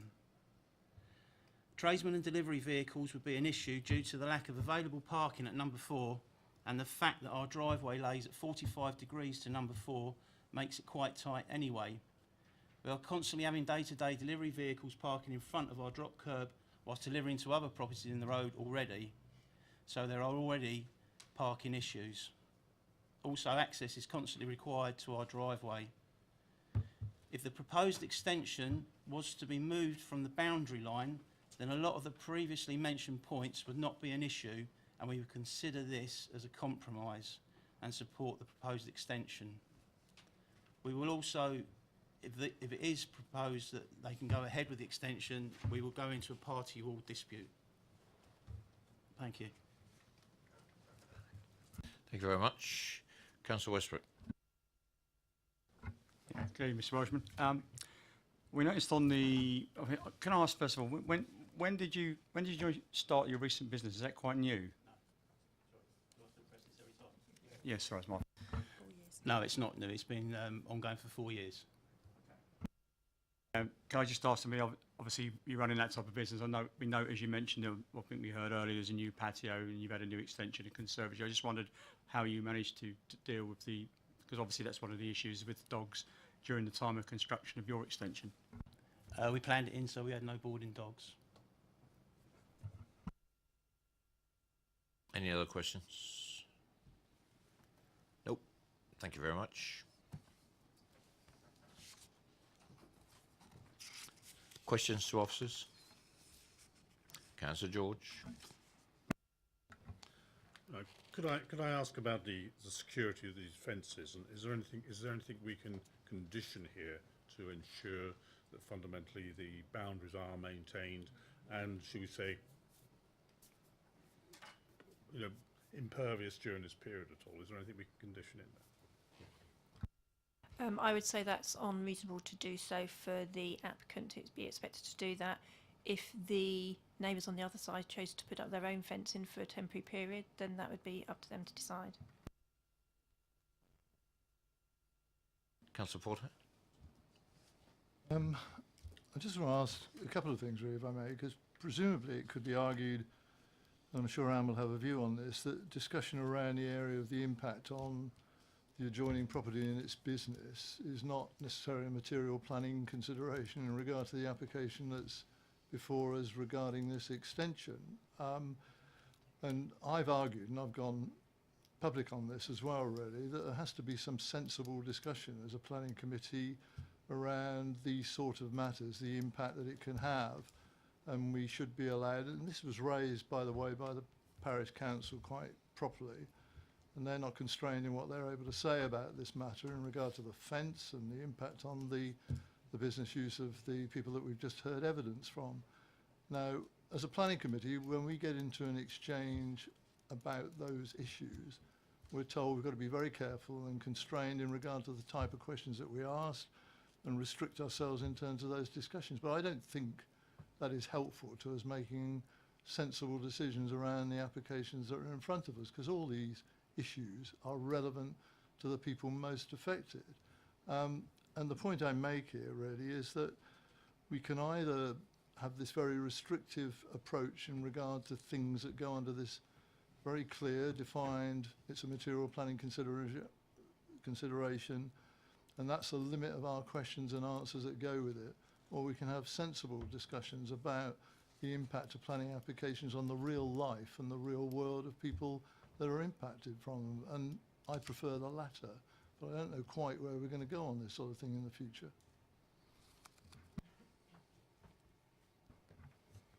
I suppose my answer is that's a question for the planning officers, really. But my own opinion would be is you can only take into account material planning considerations, and if you start taking into account things that are not material planning considerations, and indeed use them for reasons for refusal of an application, as example, you will end up in difficulty at appeal. And just on the, I suppose the specific question in this case, can the impact of development on an adjoining property and I suppose the economic benefits of that be a material consideration? I think yes, they can. I think you'd have to then link it back to policies in your local plan as to whether there's any, as Anne says, any reasons for refusal that would qualify with that. And I think the key issue here is the other material considerations, such as the fact that the fence could be taken down anyway and the fallback position of the already permitted schemes. I think with all those things in play, that balance of material considerations falls in favour of approval of the scheme as set out in the recommendation. But yes, they can be material considerations. Right, Chair, I'll just make the sort of final point because I think it interlinks. I think on occasion it isn't wrong for us to be as helpful as we can in terms of giving comment, possibly dare I say even advice, akin to what we've just been saying. For example, is it not possible for the two parties obviously to form some temporary arrangement that allows the construction work to take place and for it not to impact negatively upon the adjoining business? That comes out of the preamble that's given to us, isn't it? We're saying this is the dramatic impact it will have. We then say, well, it must be possible to mitigate that. And I don't think that's an unreasonable commentary for the committee to make, really. And if it leads to a conclusion that people are satisfied with and it allows a decision proper to be made on the application, then I think that's a sort of helpful exchange, really. But we are constrained in that in a way that, putting it on the line, we never used to be, really. And I think we've made reasonably sensible decisions in the past that haven't really hindered this authority over much, really. Yeah, just on the again the specifics of this application, I think the key issue is that as a condition, it's not reasonable to condition. I suppose the what is effectively a boundary issue between two properties. That's a civil matter, so it wouldn't be something that would be reasonable in terms of the test of when to apply a planning condition or not. I think that's the issue, as opposed to whether there's a concern raised by neighbours around it. But it seems quite clear from the objector their position on it. I don't think there's anything more helpful we can add, I'm afraid. Certainly there's not a planning condition that we could reasonably impose in that regard. And if I may add something here, I can recall, because you've probably been on DC longer than I have, but I've been on DC for over 10 years now. We've come across these particular issues before. And when it comes to the party wall discussion, we tend to drop it like our potato because it is outside of our remit. And as Mikey just said, it's a civil matter. Because if we start providing opinion and advice on something that's outside the terms of reference, if you will, of a planning committee, I think Anne's comment is very valid. Somebody said, well, the planning committee said, I think we'd be vulnerable.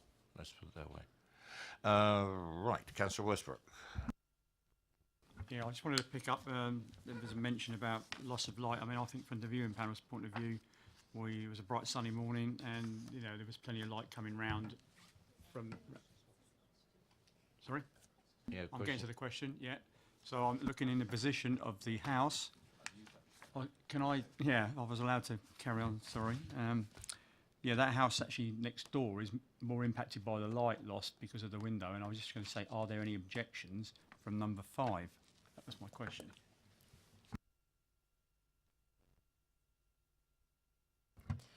No, number 5 at Springfield wasn't objecting to the extension and the impact on them, but they did, I believe, make a comment in terms of the impact on the neighbour on the other side's business.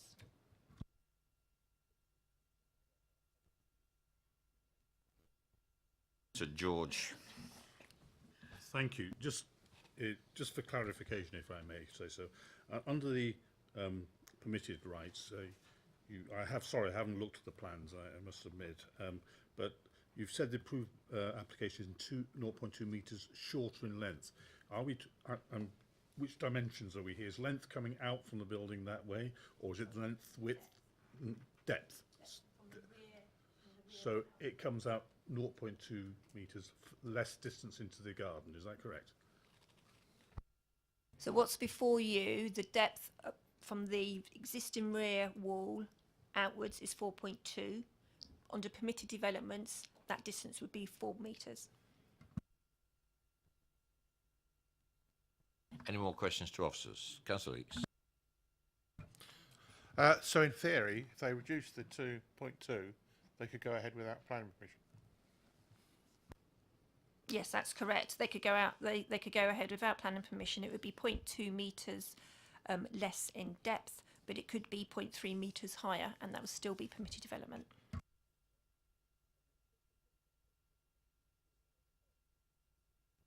No more questions? Debate? Councillor Robinson. Thank you, Chair. Listen to everything that's been said, and it appears to me that Mr. and Mrs. Walesman who are objecting, it sounds to me they don't own the fence. So the applicant could take the fence down. It's their fence, and it would be up to Mr. and Mrs. Walesman to put a fence up as fast as they could to keep their dogs secure. Once that's done, that is then their property, and the applicant and the builders for the applicant would have no right to go onto that property without their permission. And they've made that quite clear today, that that permission would not be forthcoming.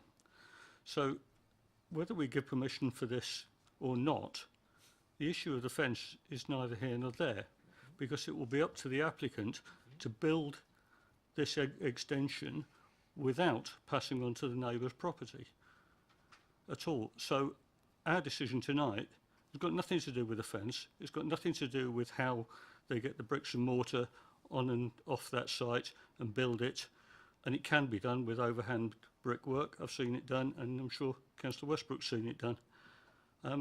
That's not part of our decision. Our decision tonight is whether this extension is right or wrong in planning terms. So, and it is so close to being permitted development anyway, I think it is right in planning terms, so I'm happy to recommend it for approval. Thank you. Councillor Leeks to second it. Thank you. Anything else for debate? Moved and seconded for approval. All those in favour?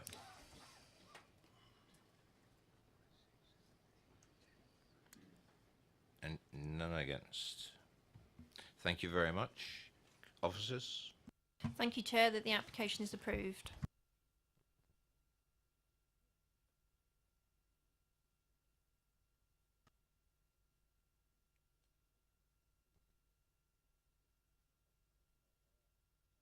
May I ask Mr. Nicholson and Mr. Crozier to come forward, please?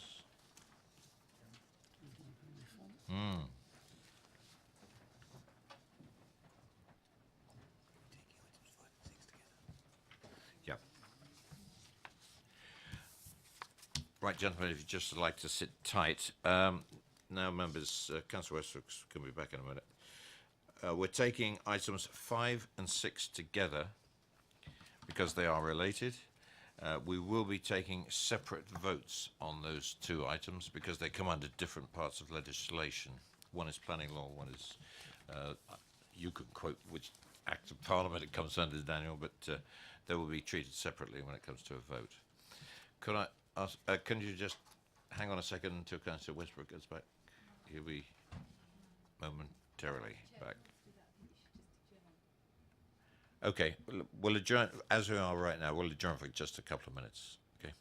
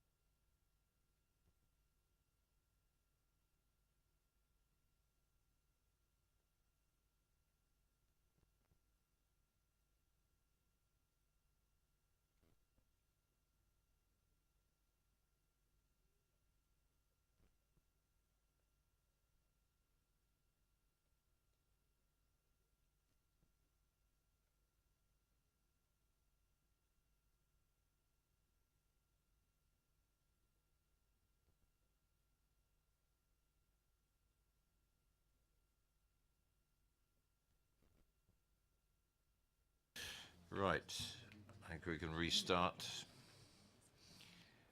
Right, we're all settled, and could the officers introduce the application? I was just explaining we're taking both two applications together but voting differently. Off you go, officers.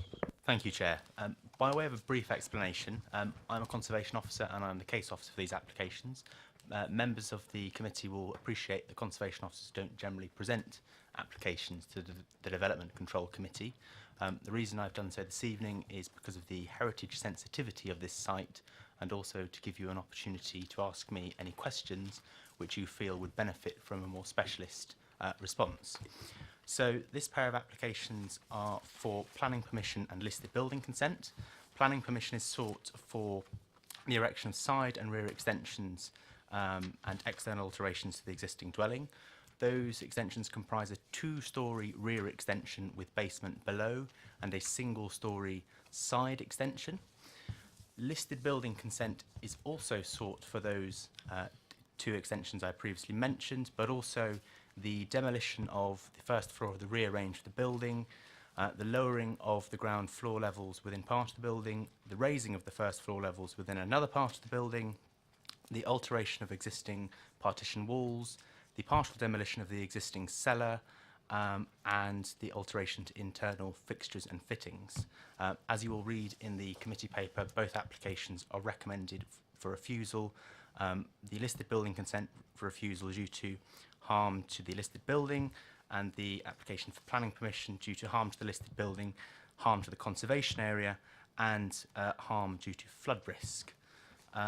By way of an update, the applicant has submitted a perspective sketch of the proposals if they were built from a southeasterly direction from the main roadside.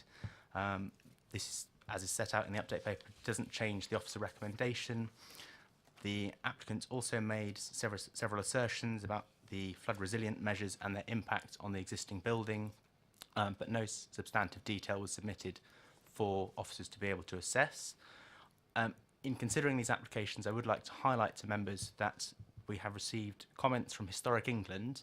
Historic England is the government advisory body on all things historic. They do raise significant concerns with the proposals. Any decision maker requires clear and compelling justification if they wish to go against the recommendation of a statutory consultee such as Historic England, and failure to do so could render the council subject to legal challenge and public censure. Thank you. Gentlemen, you have 4 minutes between you. Off you go. Committee members, many thanks for your consideration this evening. To start with a little background, our history at Priors Mill is relatively recent, as it was only 2 years ago that Maya and I found the property and realised how it could be a wonderful family home for us and our 3 children, somewhere to base the next chapter of our lives.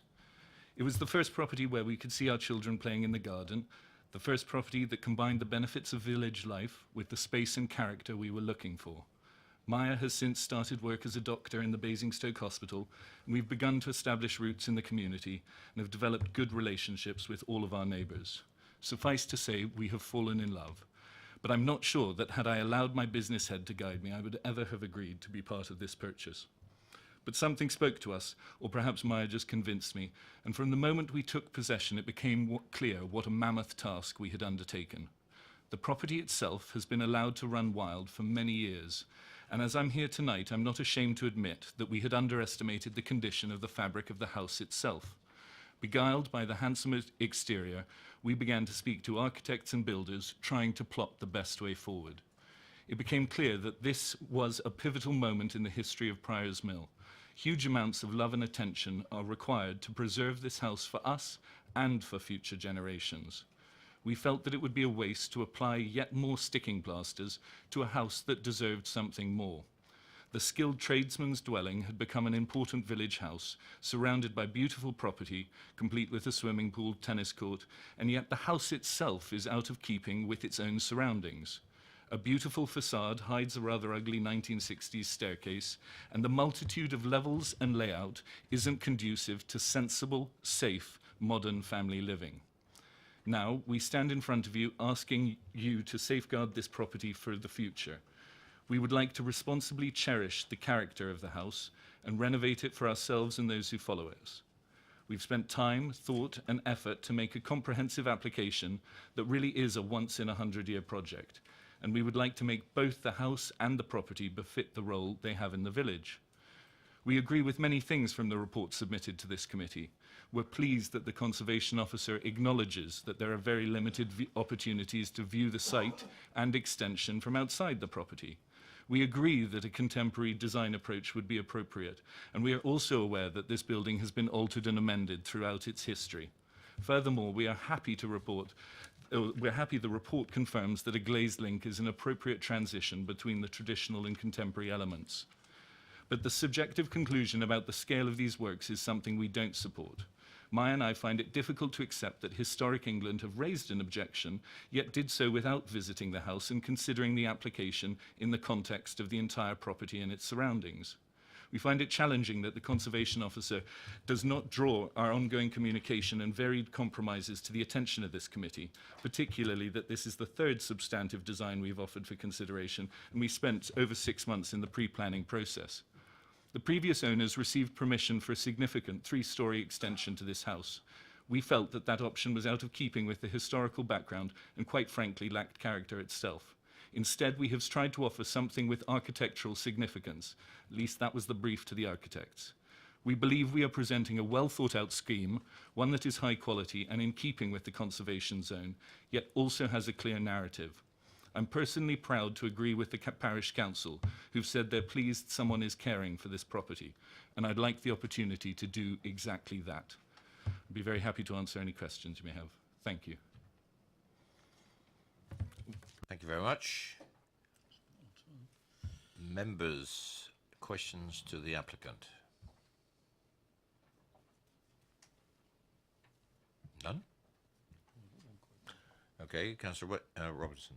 Thank you. One very quick question. How old is the property, roughly? The original part of it, I think, dates back to the mid-1700s, but then it has been, I mean, it's been added and changed and mixed around all over the time, I think. Councillor George? Could I ask from your inquiries, I'm interested in this flood issue. Have you spoken to anybody or have any evidence of, given its age and what have you, of the property ever being flooded in the past? Given that that's a technical question, my agent is probably better able to answer it. But I have to say that one of the things that we inherited when we took over this property is a man called Terry, who has spent the last 40 years living in the village, working on this very property. He is unaware of it ever having flooded. We have never had, when we did the disclosures during the purchase process, there's been no examples of it flooding. And because it was a mill, there is a very natural floodplain built into the property itself. So we have done a proper flood analysis, and we've had experts come and put in very substantive measures, including alarms and all kinds of things that he can tell you about. But actually, when you look at the property and you stand there, it's acres of land that must be under the water before water gets into this property. I understand that the definition by the flooding agency is that there's a river and we're close to the river, and I'm not going to dispute that. But practically speaking, you're looking at a large part of the A339 and Kingsclear being underwater. If this house is going underwater, it is raised above the river quite significantly. And you know, the way a mill wheel works, water comes in, drives the way and goes down. So that you've got 2 meters right by the swimming pool that is very clearly a natural floodplain, and then a lot of garden that, you know, it would be a lot of expensive plants that are submerged, but that would provide some support. I mean, do you want anything?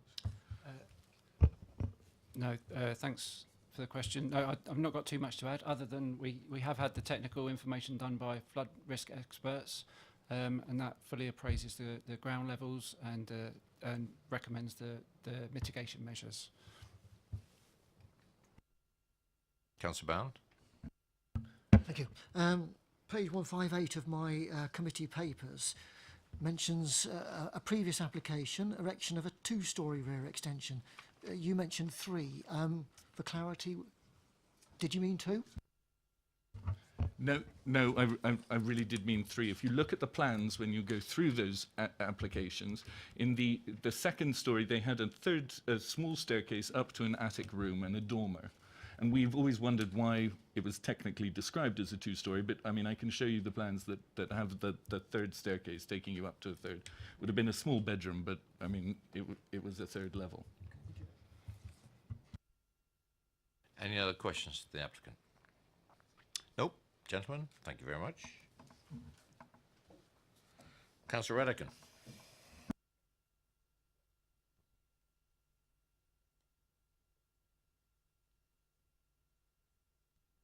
Good evening, Councillor, and you have the usual 4 minutes. Thank you, Chair, and thank you, Committee, for visiting the site.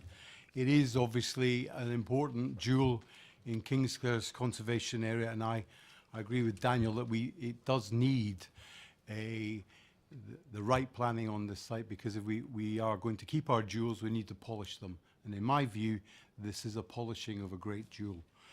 My interest in this is profound.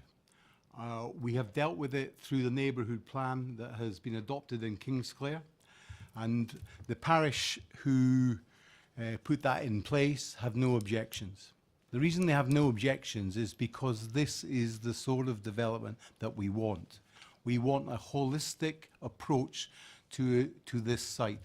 We do not want piecemeal and bitty bits of planning. And if you turn to page 154, you can see in the officer's report, it is noted that not all of these works require planning permission.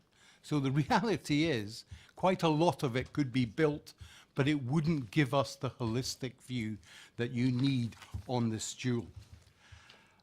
I've been on this committee many times arguing the case for things within Kingsclere.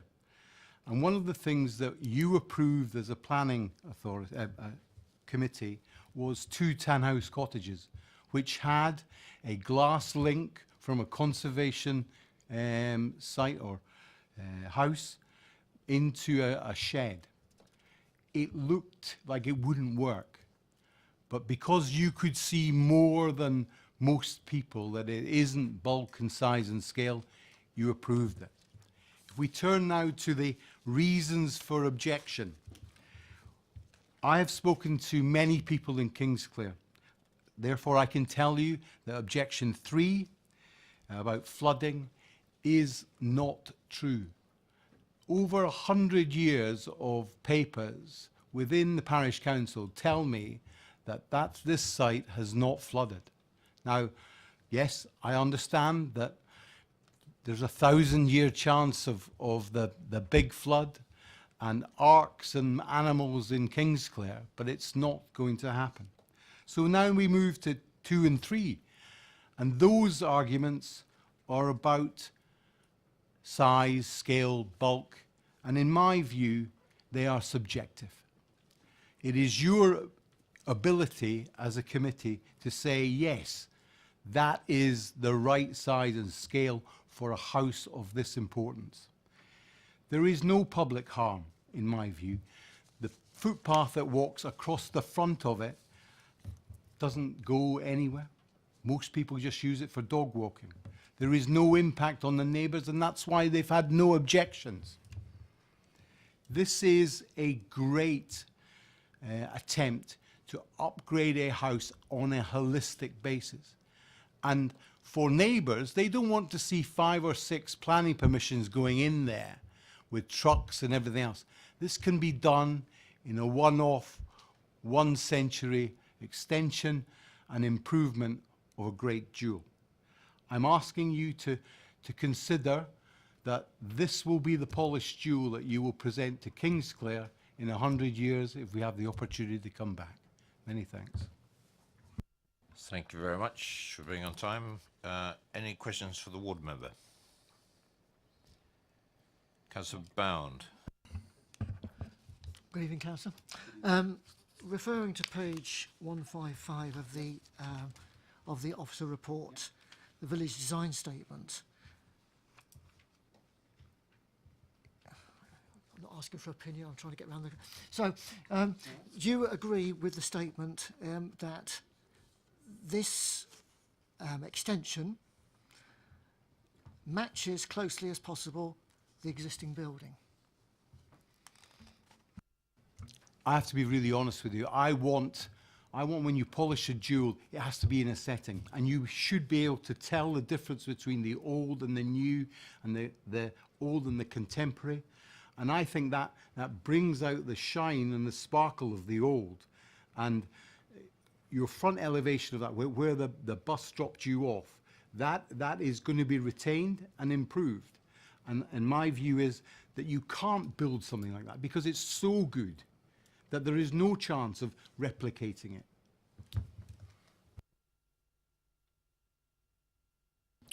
Any other questions?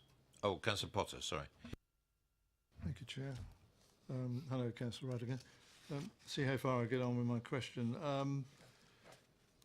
Would you accept that most of the decisions we make as a planning committee relating to size and design are subjective by nature, and therefore we make those decisions and we make them with the best possible intentions and advice, and I'd like to say most of the time we get it about right?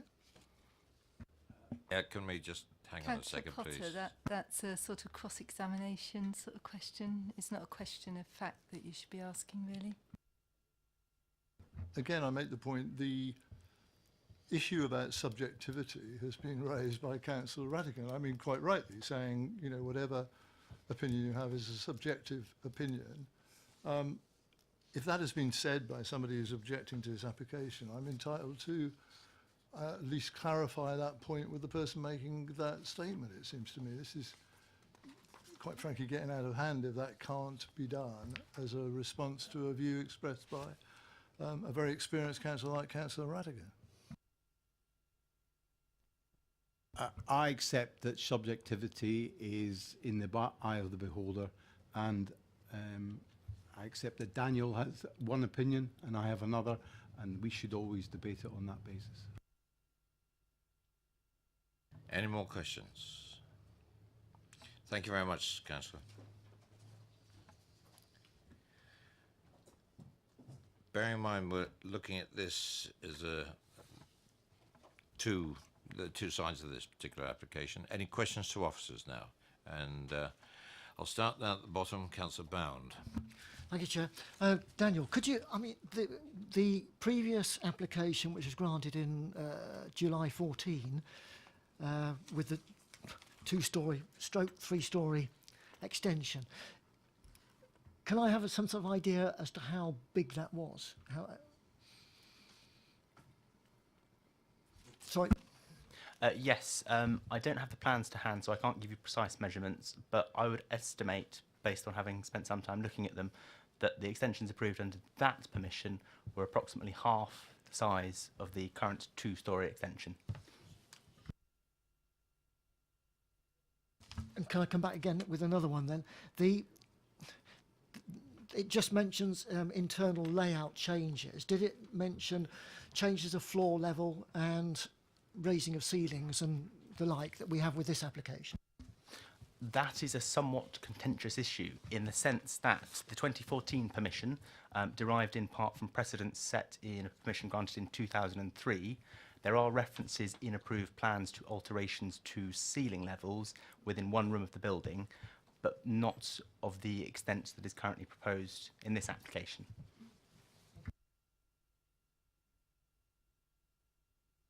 Councillor Janet Westbrook. Thank you, Chair.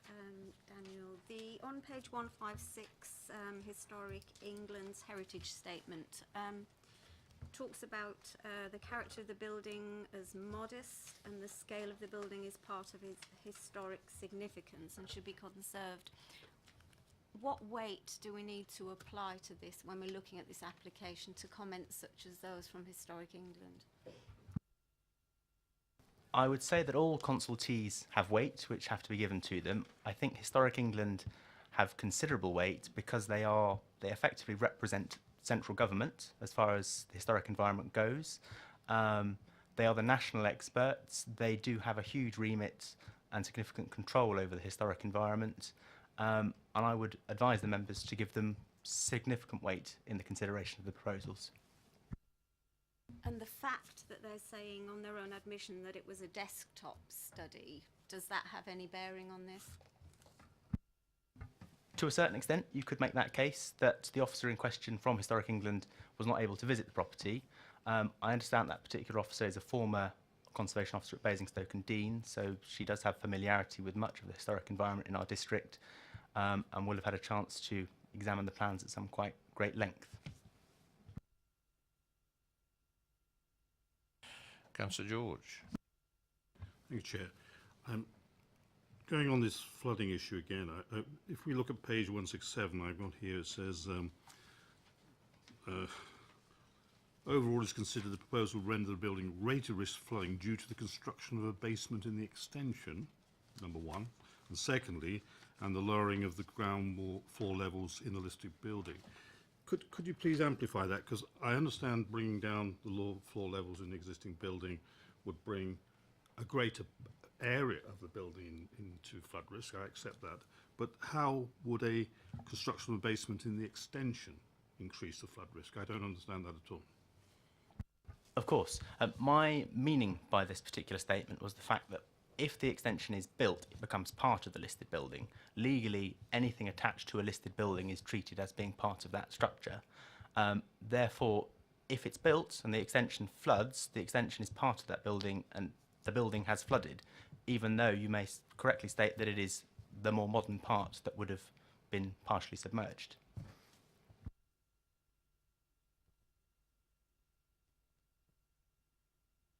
I'm getting acknowledgement from the planning officers. That's absolutely right. Councillor Potter.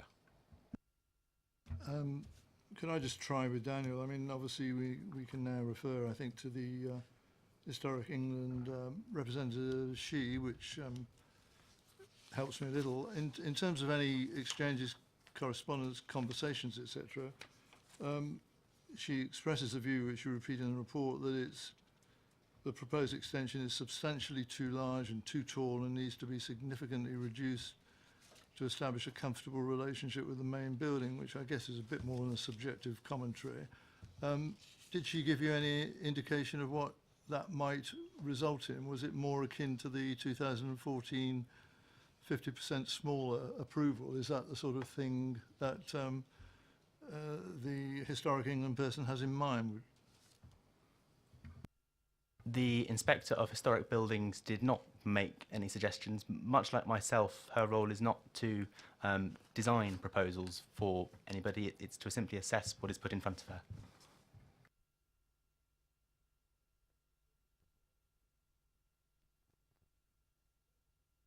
Councillor Robinson. Thank you, Chair. Page 151, paragraphs 1 and 2, and then in the list of building consent, page 178, again, paragraphs 1 and 2, says the harm to the building will be less than substantial. If it's less than substantial, why is there such objection to doing it? So less than substantial is a technical term taken from the National Planning Policy Framework. Essentially, any harm to a heritage asset, be it a listed building or otherwise, is categorised as either being substantial or less than substantial. Substantial harm has been established by case law to mean effectively the entirety of that heritage asset, that significance has been completely obliterated, i.e. if you are completely demolishing a listed building, that would be substantial harm. It is very hard to ever claim and prove substantial harm in any other circumstance other than where the significance of a heritage asset has been entirely vitiated, is the term given. Less than substantial in this instance does not mean that it's a less than substantial objection to the proposals. It simply means it is in the bottom, effectively 70% of the scale of harm, as I would say. It should be noted that there is case law that does say that less than substantial harm is not at a less than substantial objection. Thanks for the clarification on that.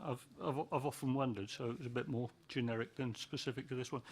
The other thing is we've heard from the applicant that this building was built sort of circa 1700 and has been altered and changed about, as nearly all buildings of this nature have.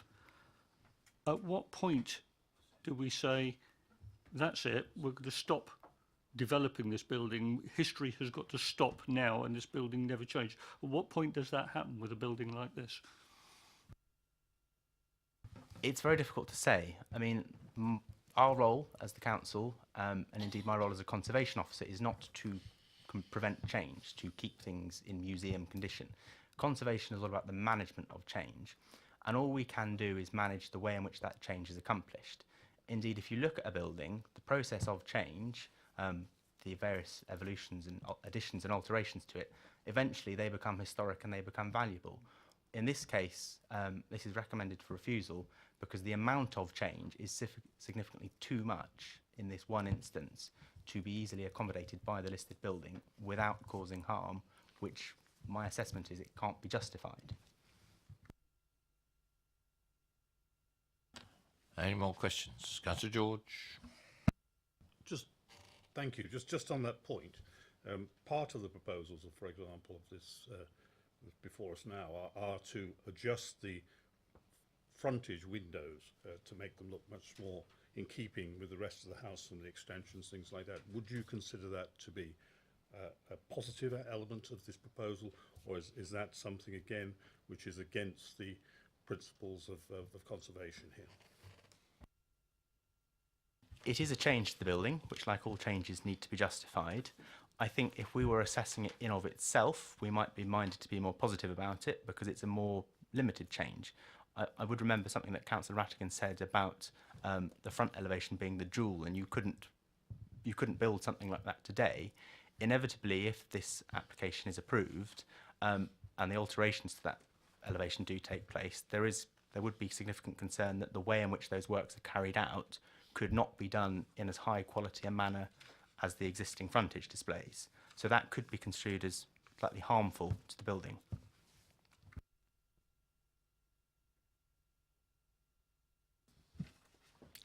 Any more questions to the officers while we're here? No. Going into debate, and I'm quite happy that you look at application 5 and application 6 separately. You know, if you want to ask the questions or include it into the debate. Councillor Bound? I wasn't quite in time for a question, but following up on what Daniel said, can I just ask a question? Go ahead. You said that they, for instance, lowering those two windows couldn't be accomplished to the same standard. Are there not specialist builders in this field in terms of conservation? Not Mr. Bloggs from down the road is going to whip out the two windows and shove in a couple of double glazed. I mean, that's not proposed. I would hope that it would be done in a way. Are there organisations that do this sort of work? There are specialist conservation builders who do specialise in work to listed building. I think the point I would say is that it could be done to a very high standard, but you would always notice it as being ever so slightly different to the brickwork in the rest of the building. But to a certain extent, that's already the case when you look at the elevation. It's composed of brickwork of lots of different periods. But it is something that if the committee is minded to approve this, we would be looking to control by way of a condition. Right. Councillor Westbrook, into debate. Thank you, Chair. Where to start, really? Councillor Rattigan mentioned about town cottages and the existing barn. I remember that one well, and I agree it was a larger property. But I think the barn was already existing, and I think it's difficult to make those comparisons. I do remember another heritage one which we had recently as well, where we had some really good modelling to show exactly what we had. I had difficulty with this because it was marked out on site with a few stones to show you the extent of it, and that showed you the floor plan to be quite large. So you have to, you know, I've got some sympathy with the heritage person who did it from a desk, but I mean, you would imagine from the drawings and what you've actually got in front of you, and you wouldn't see any more than that on site either, because it doesn't exist, that it is quite a large extension. The flooding part of that, we saw the culvert and we saw where the water wheel was, and I think flooding wise, I don't think that would be an issue for me. I think, you know, that all the things that have been said about that could be overcome. I do.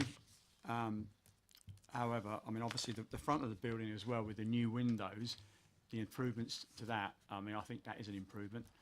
Going into the house itself takes me back to Councillor Ratigan's second paragraph in the report, and I fully concur with the fact that his words exactly, while appreciating that some of the features of the multi-levelling floor are elements of the character of a house, there is a need to make any house practical for the 21st century. I couldn't put that better, actually, and I think that is very important. And that, to me, means that the house itself and the alterations to the house to bring it up to date is a good thing, and I think I could go with that. I could go with the flooding part of it and everything else.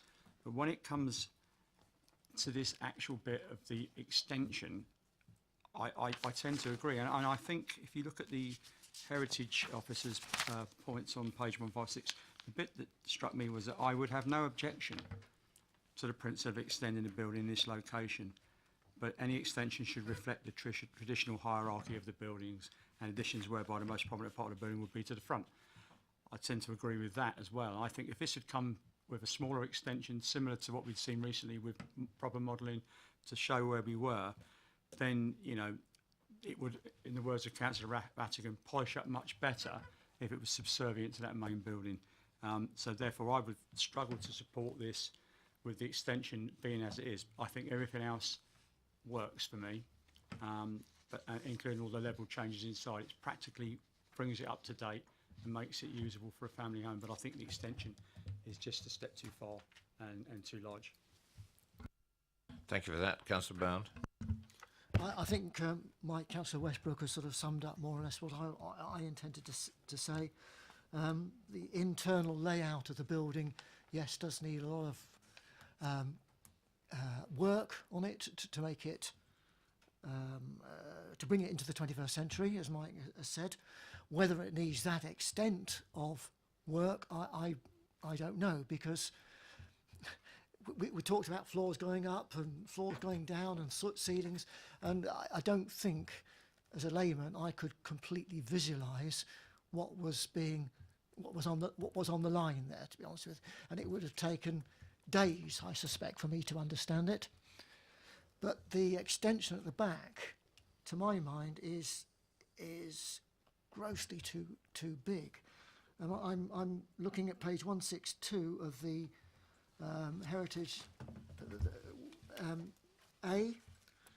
Any extensions to a listed building should individually and cumulatively generally be subordinate to the original building in order to ensure an appropriate hierarchy of built form, and should ensure that the significance of the listed building and or the ability to appreciate the significance are not unacceptably eroded or compromised. And I believe that the extension as it is does erode your appreciation of the original build. I don't think the two windows at the front are too difficult, or the door on the side. I think there was a door on the side that was going to be replaced as well. I don't have too much difficulty with that.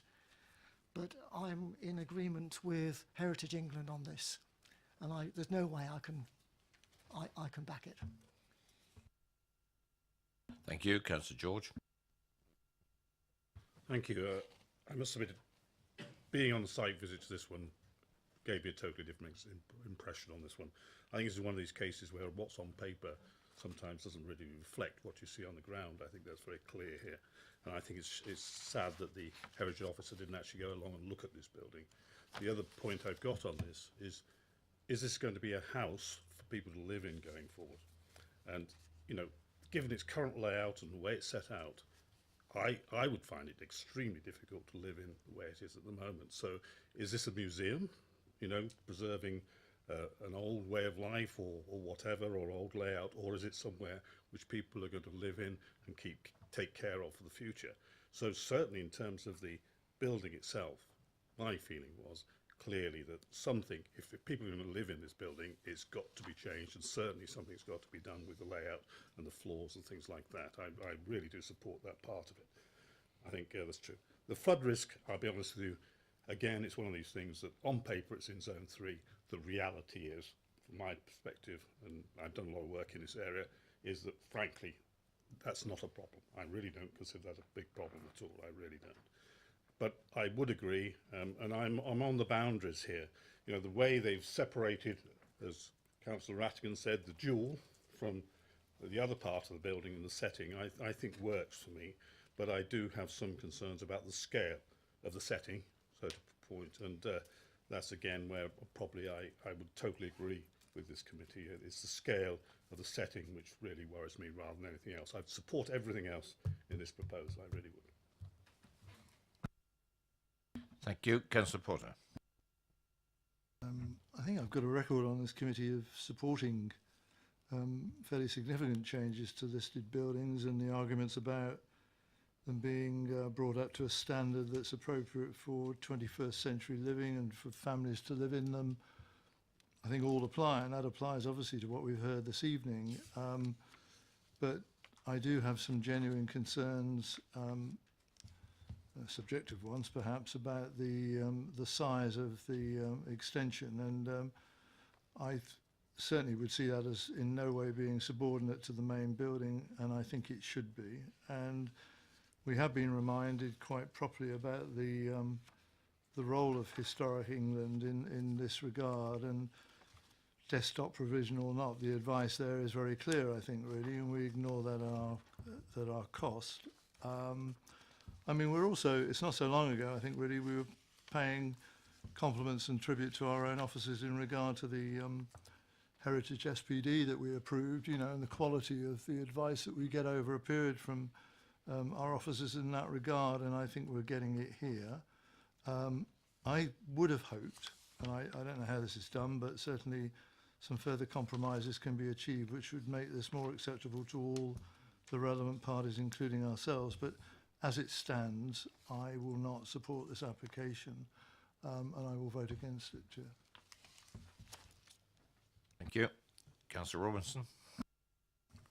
Thank you, Chair. I think I've probably said everything I'm going to say. I've probably said at this committee before. I live in a listed building and I have extended it. And what I was told when I extended it, was that the extension had to be identifiable from, but in keeping with, the original building. Well, this is definitely identifiable from, is in keeping with. That's to be decided. The other thing is, I was on Sherfield Parish Council when they redid Longbridge Mill, and they proposed a glazed link between the mill building and the mill house. And I voted against it because I thought it was a dreadful idea. I was wrong. I was completely wrong. They built it despite my objection. And when it was built, I thought it looked absolutely superb. And I remember referring to that when we looked at townhouse cottages. And that is another one where the glazed link has worked really well. And as was referred to earlier, I think it was only last month, we did one in Old Basing, which I asked for permission to go and have a look at once it was finished. And again, it was a glazed link. So in a lot of ways, I like this. The only question on it is the scale. And I think the mood of the committee is fairly evident anyway. In terms of the flood risk, 200 years ago, people who ran water mills weren't stupid. I know of several mills around the area on the Loddon, on the Lyde. None of them flood.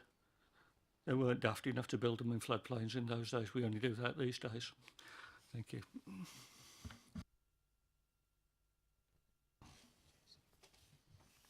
Any more for the debate? Well, I'm not hearing any moving for officers' recommendations, so I'll move it from the chair. And we're moving this on item number 5, and that's refusal of the planning permission.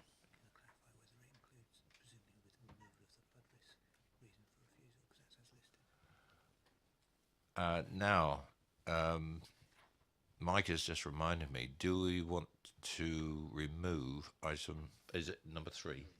Reason for refusal number 3 on the flood risk. That is within our gift, yes. Even though we go with the officer's recommendation for refusal. Is that agreed?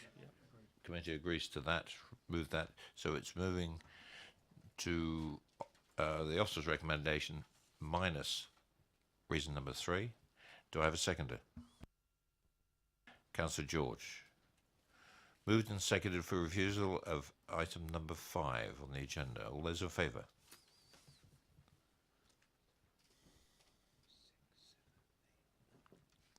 All those against? 1.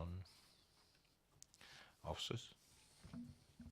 Thank you, Chair. The application is refused for reasons 1 and 2 for refusal specified on the officer's report.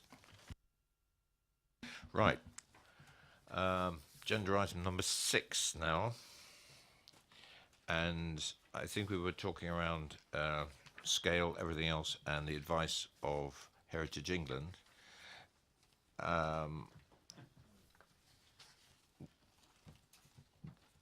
I will continue to offer and move that the officer's recommendation for refusal.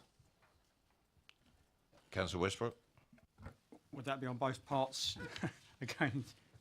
So it has to be on both parts? Because, I mean, I think the majority of the committee felt that the alterations to the building were reasonable.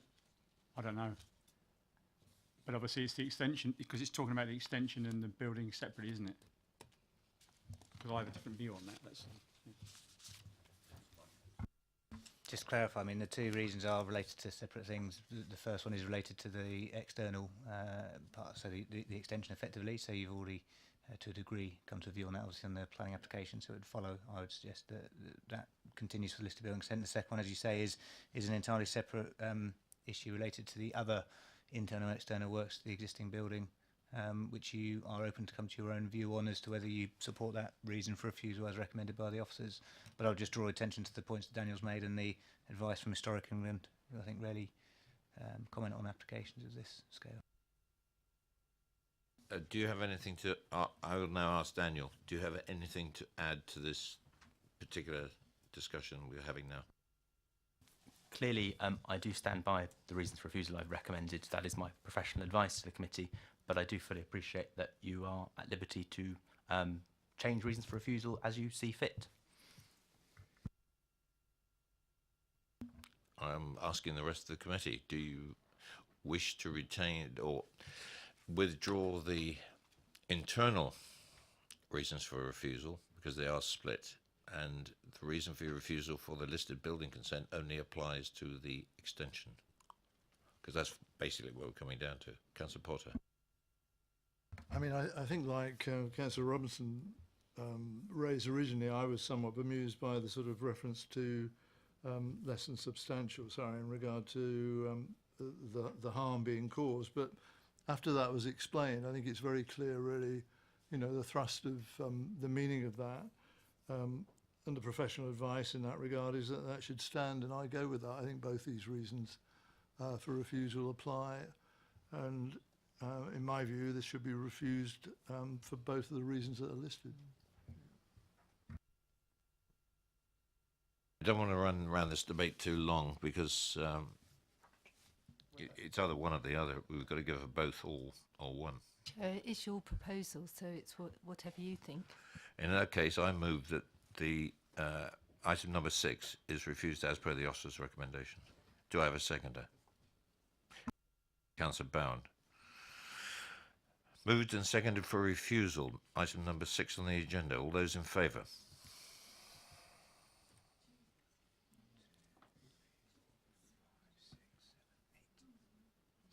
All those against? 2. Thank you very much, officers. Thank you, Chair. The application is duly refused for both reasons for refusal specified in the committee paper.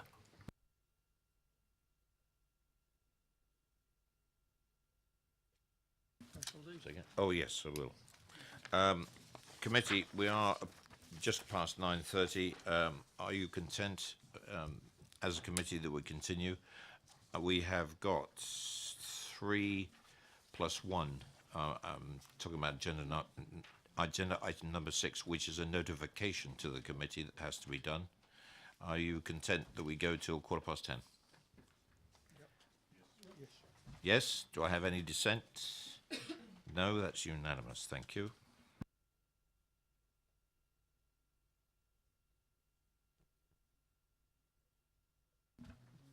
Right, so could I ask Councillor Durrant to come forward, please?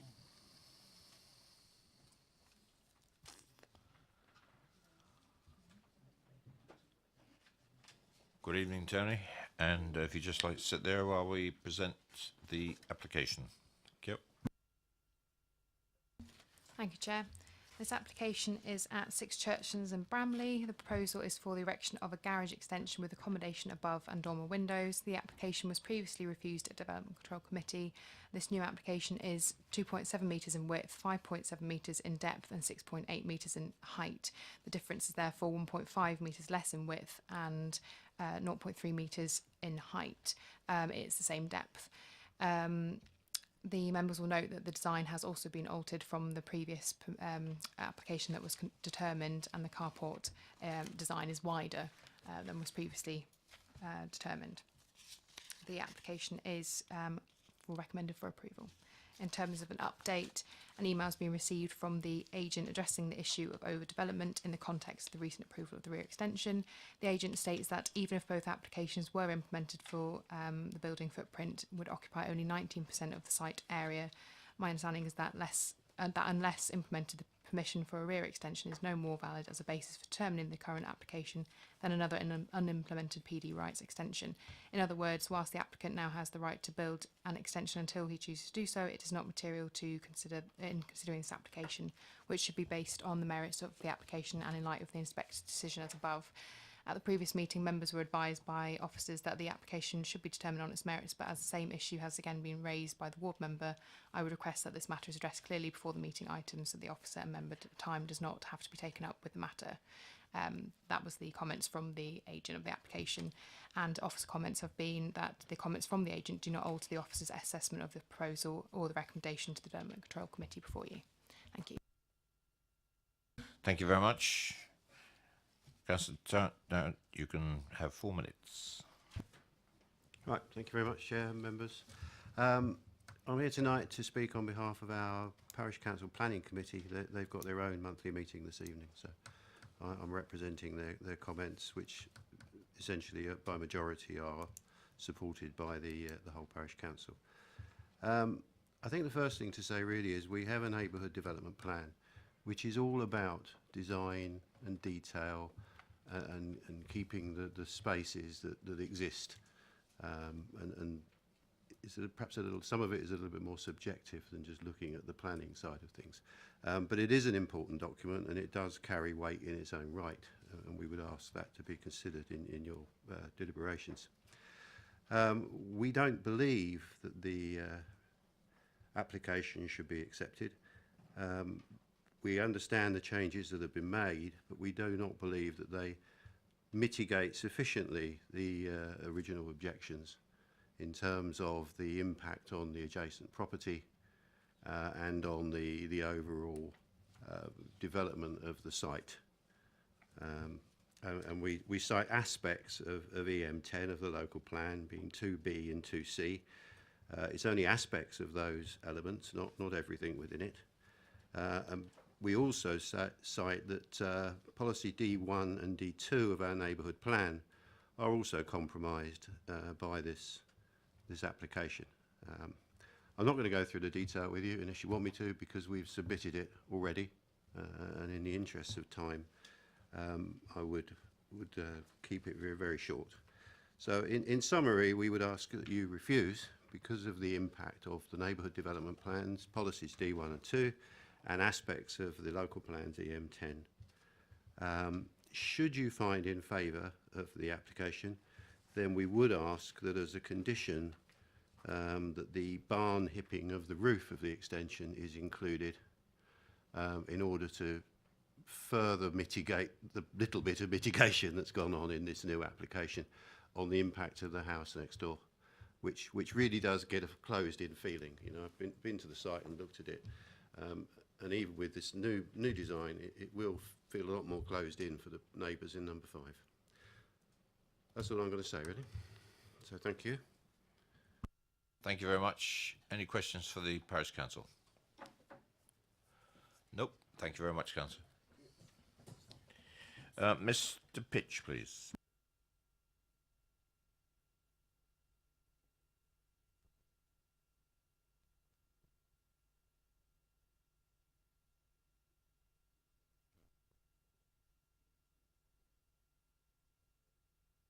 Good evening.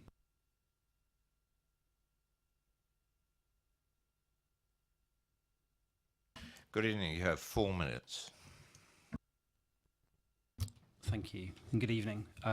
Members will no doubt be familiar with the history of this site, as a number of applications have been brought before this committee, and as mentioned, approval for a large rear extension was granted in March. A previous application for the side extension was also recently dismissed at appeal, and to quote, by virtue of its overall width, it would fail to appear subordinate in form to the host dwelling.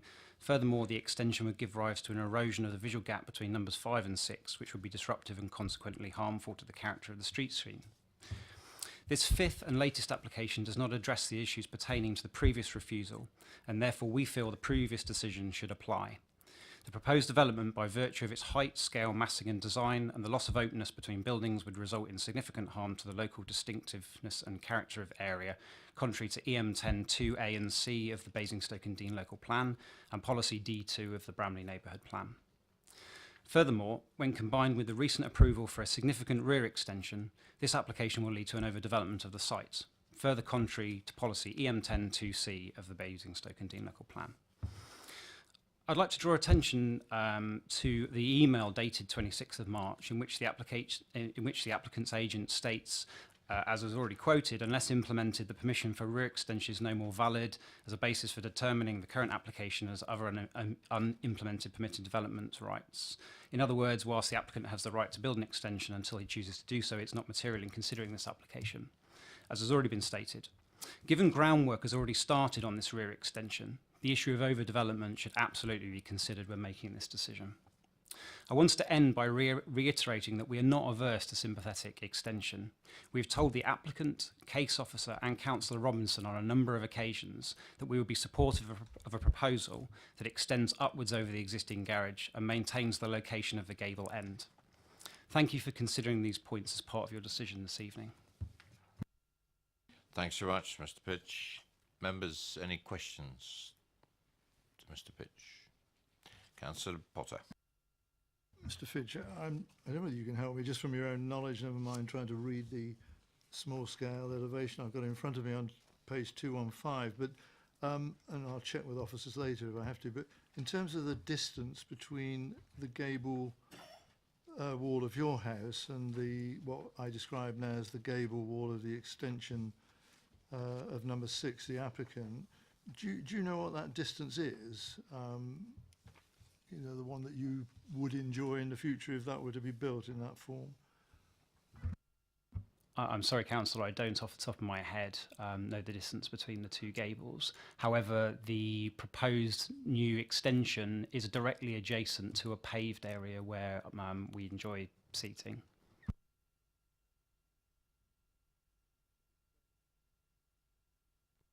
Any more questions to Mr. Pitch? No, thanks. Thank you, Mr. Pitch. Mr. Clemps, please.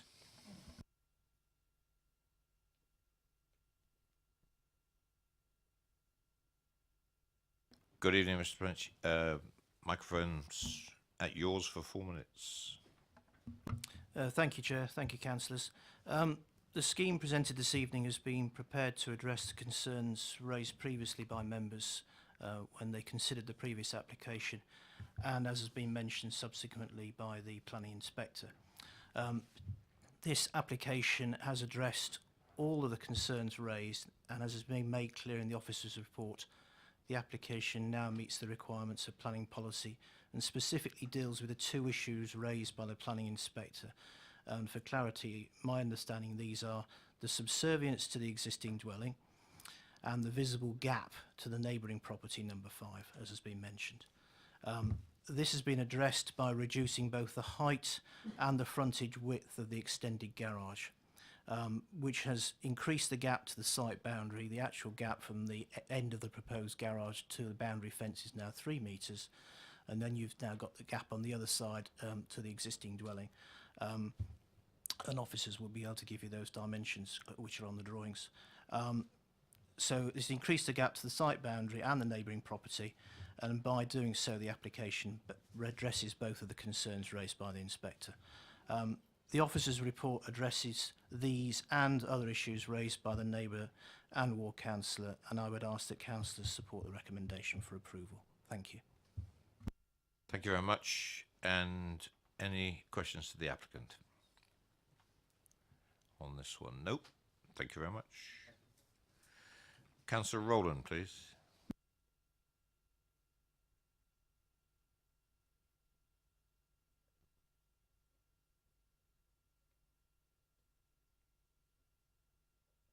Evening, Councillor. You have 4 minutes. Thank you.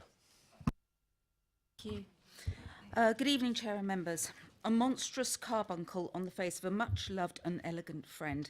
Slightly out of context, but the sentiment resonates with me with regard to the amount of development in this residential site.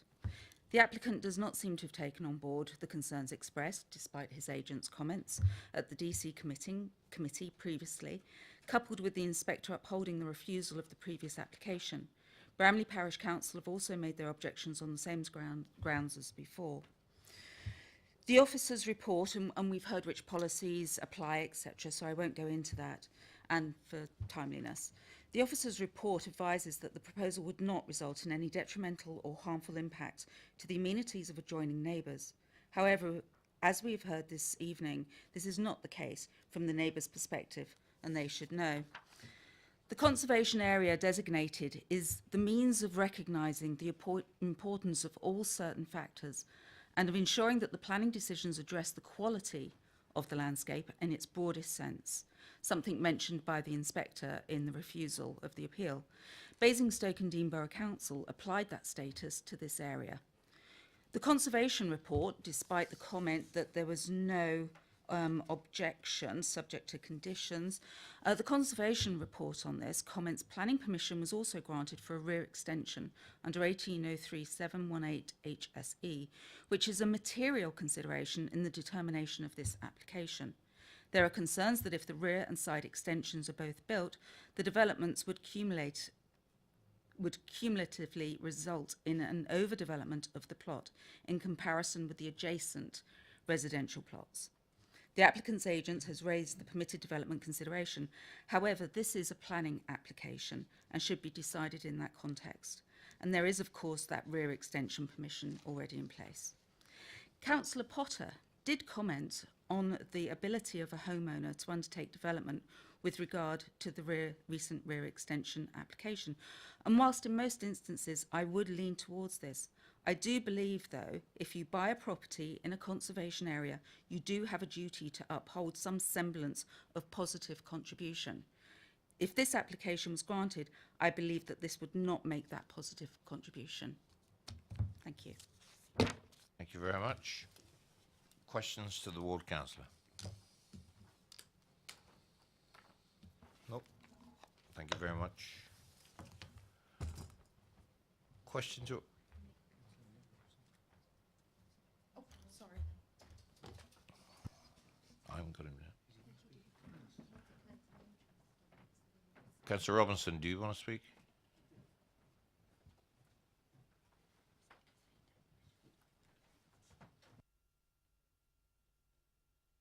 Four minutes. Thank you, Chair. I am clearly predetermined on this, hence I'm sitting over here. I've had 2 meetings with the applicant, Mr. Field, and I think I've had 2 meetings with the objector, Mr. Pitch, and I really have tried to look at this from both sides. It's the 3rd application in 4 months on this site. The first one was refused and then subsequently refused at appeal. The second one was very different. It was at the other end of the house and a completely different proposition and was approved. This one, 3rd application, is basically the same as application number 1, which was refused. It is slightly smaller.